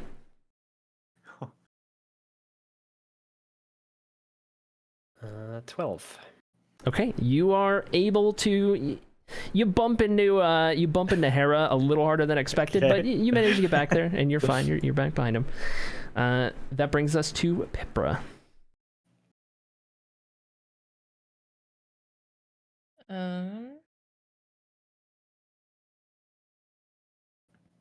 How's this thing looking? It's taken some hits, but it's still got some fight left in it. Okay.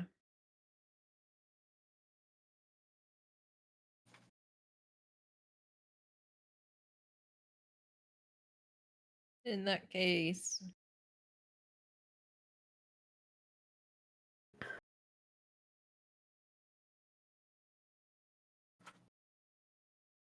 I will cast Jolting Streak again. Okay. Go ahead and roll to hit. This one is not wet, so it's not with advantage. 17. 17 hits. And it's 2d8. 2d8.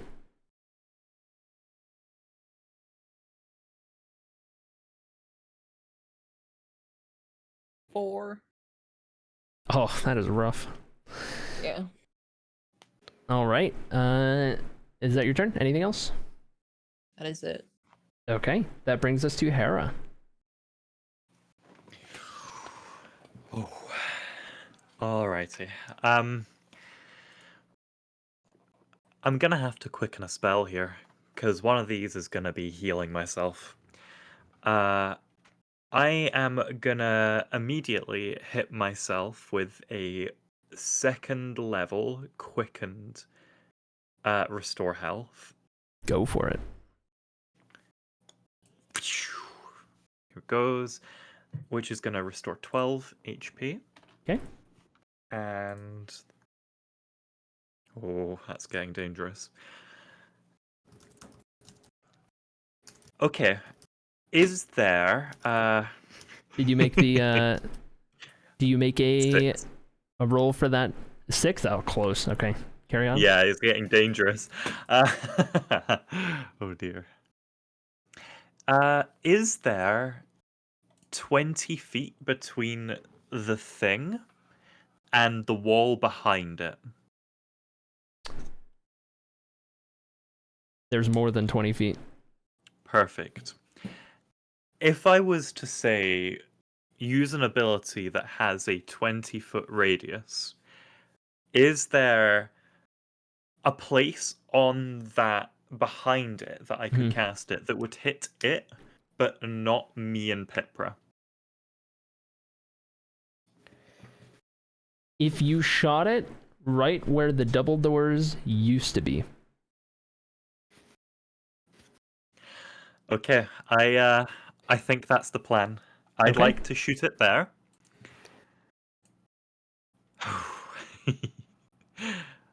I'd like it to make a dexterity saving throw. DC Say the 15. words. Say the words. I cast fireball. I knew it. DC 16, So yeah, it's 15. 15 dex. Yeah, 15 dex. Okay. 13 fails. Okay. It takes 31 fire damage. Oh my lord.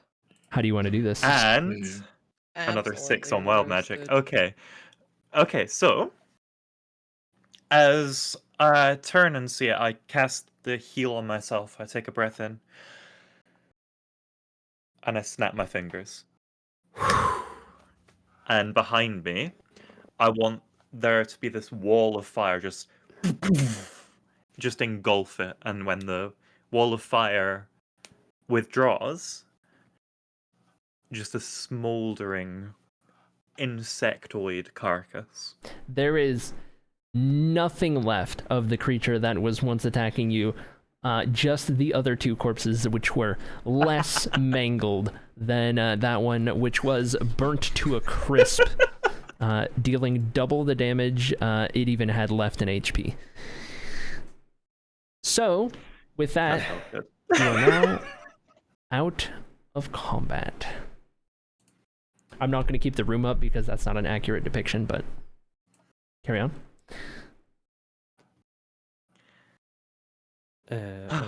Where's it gone? My dear Ocean, I'm just trying to catch my breath. I apologize. Whew. I'm getting the feeling that your theme is wet and water. Water, that sounds good. That Indeed. sounds good, yes. My theme is sparks and fire. I believe we're going to get on just fine. Fire? Indeed. And was that fire? It was. Ooh.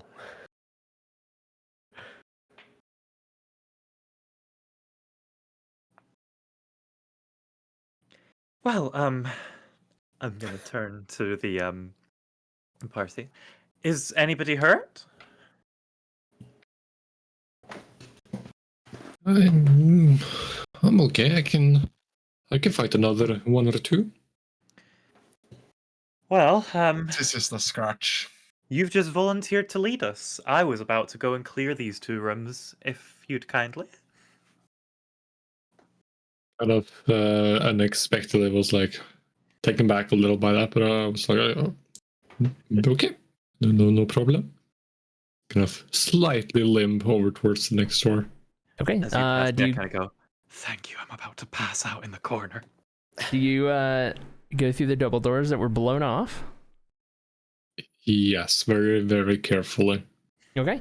As you peek into the room, you see what appears to have been some sort of bedroom, not of any particular grandeur or anything fancy about it per se. Pretty standard. It's fairly big for bedrooms. There's a very dusty bed that was done and then suddenly never touched again. There are some scratches around. You can only assume from those creatures. There's some broken things, a smashed table. There's some broken glass. There's some fabric that's just kind of ripped and torn and just kind of on the walls in some chaotic array. But empty. Nothing seemingly nefarious catches your attention outside of the creatures that were just dealt with. If you were theoretically looking for a place to kind of recharge for a bit, if you will, seems like a fine place, minus the doors that no longer exist. Yeah, I think it's about time we all get a rest. I think it might be a smart idea. Okay. You guys want to kind of sit and regroup for 20-ish minutes? You can take a short rest if you desire. Yeah. I think that would be smart.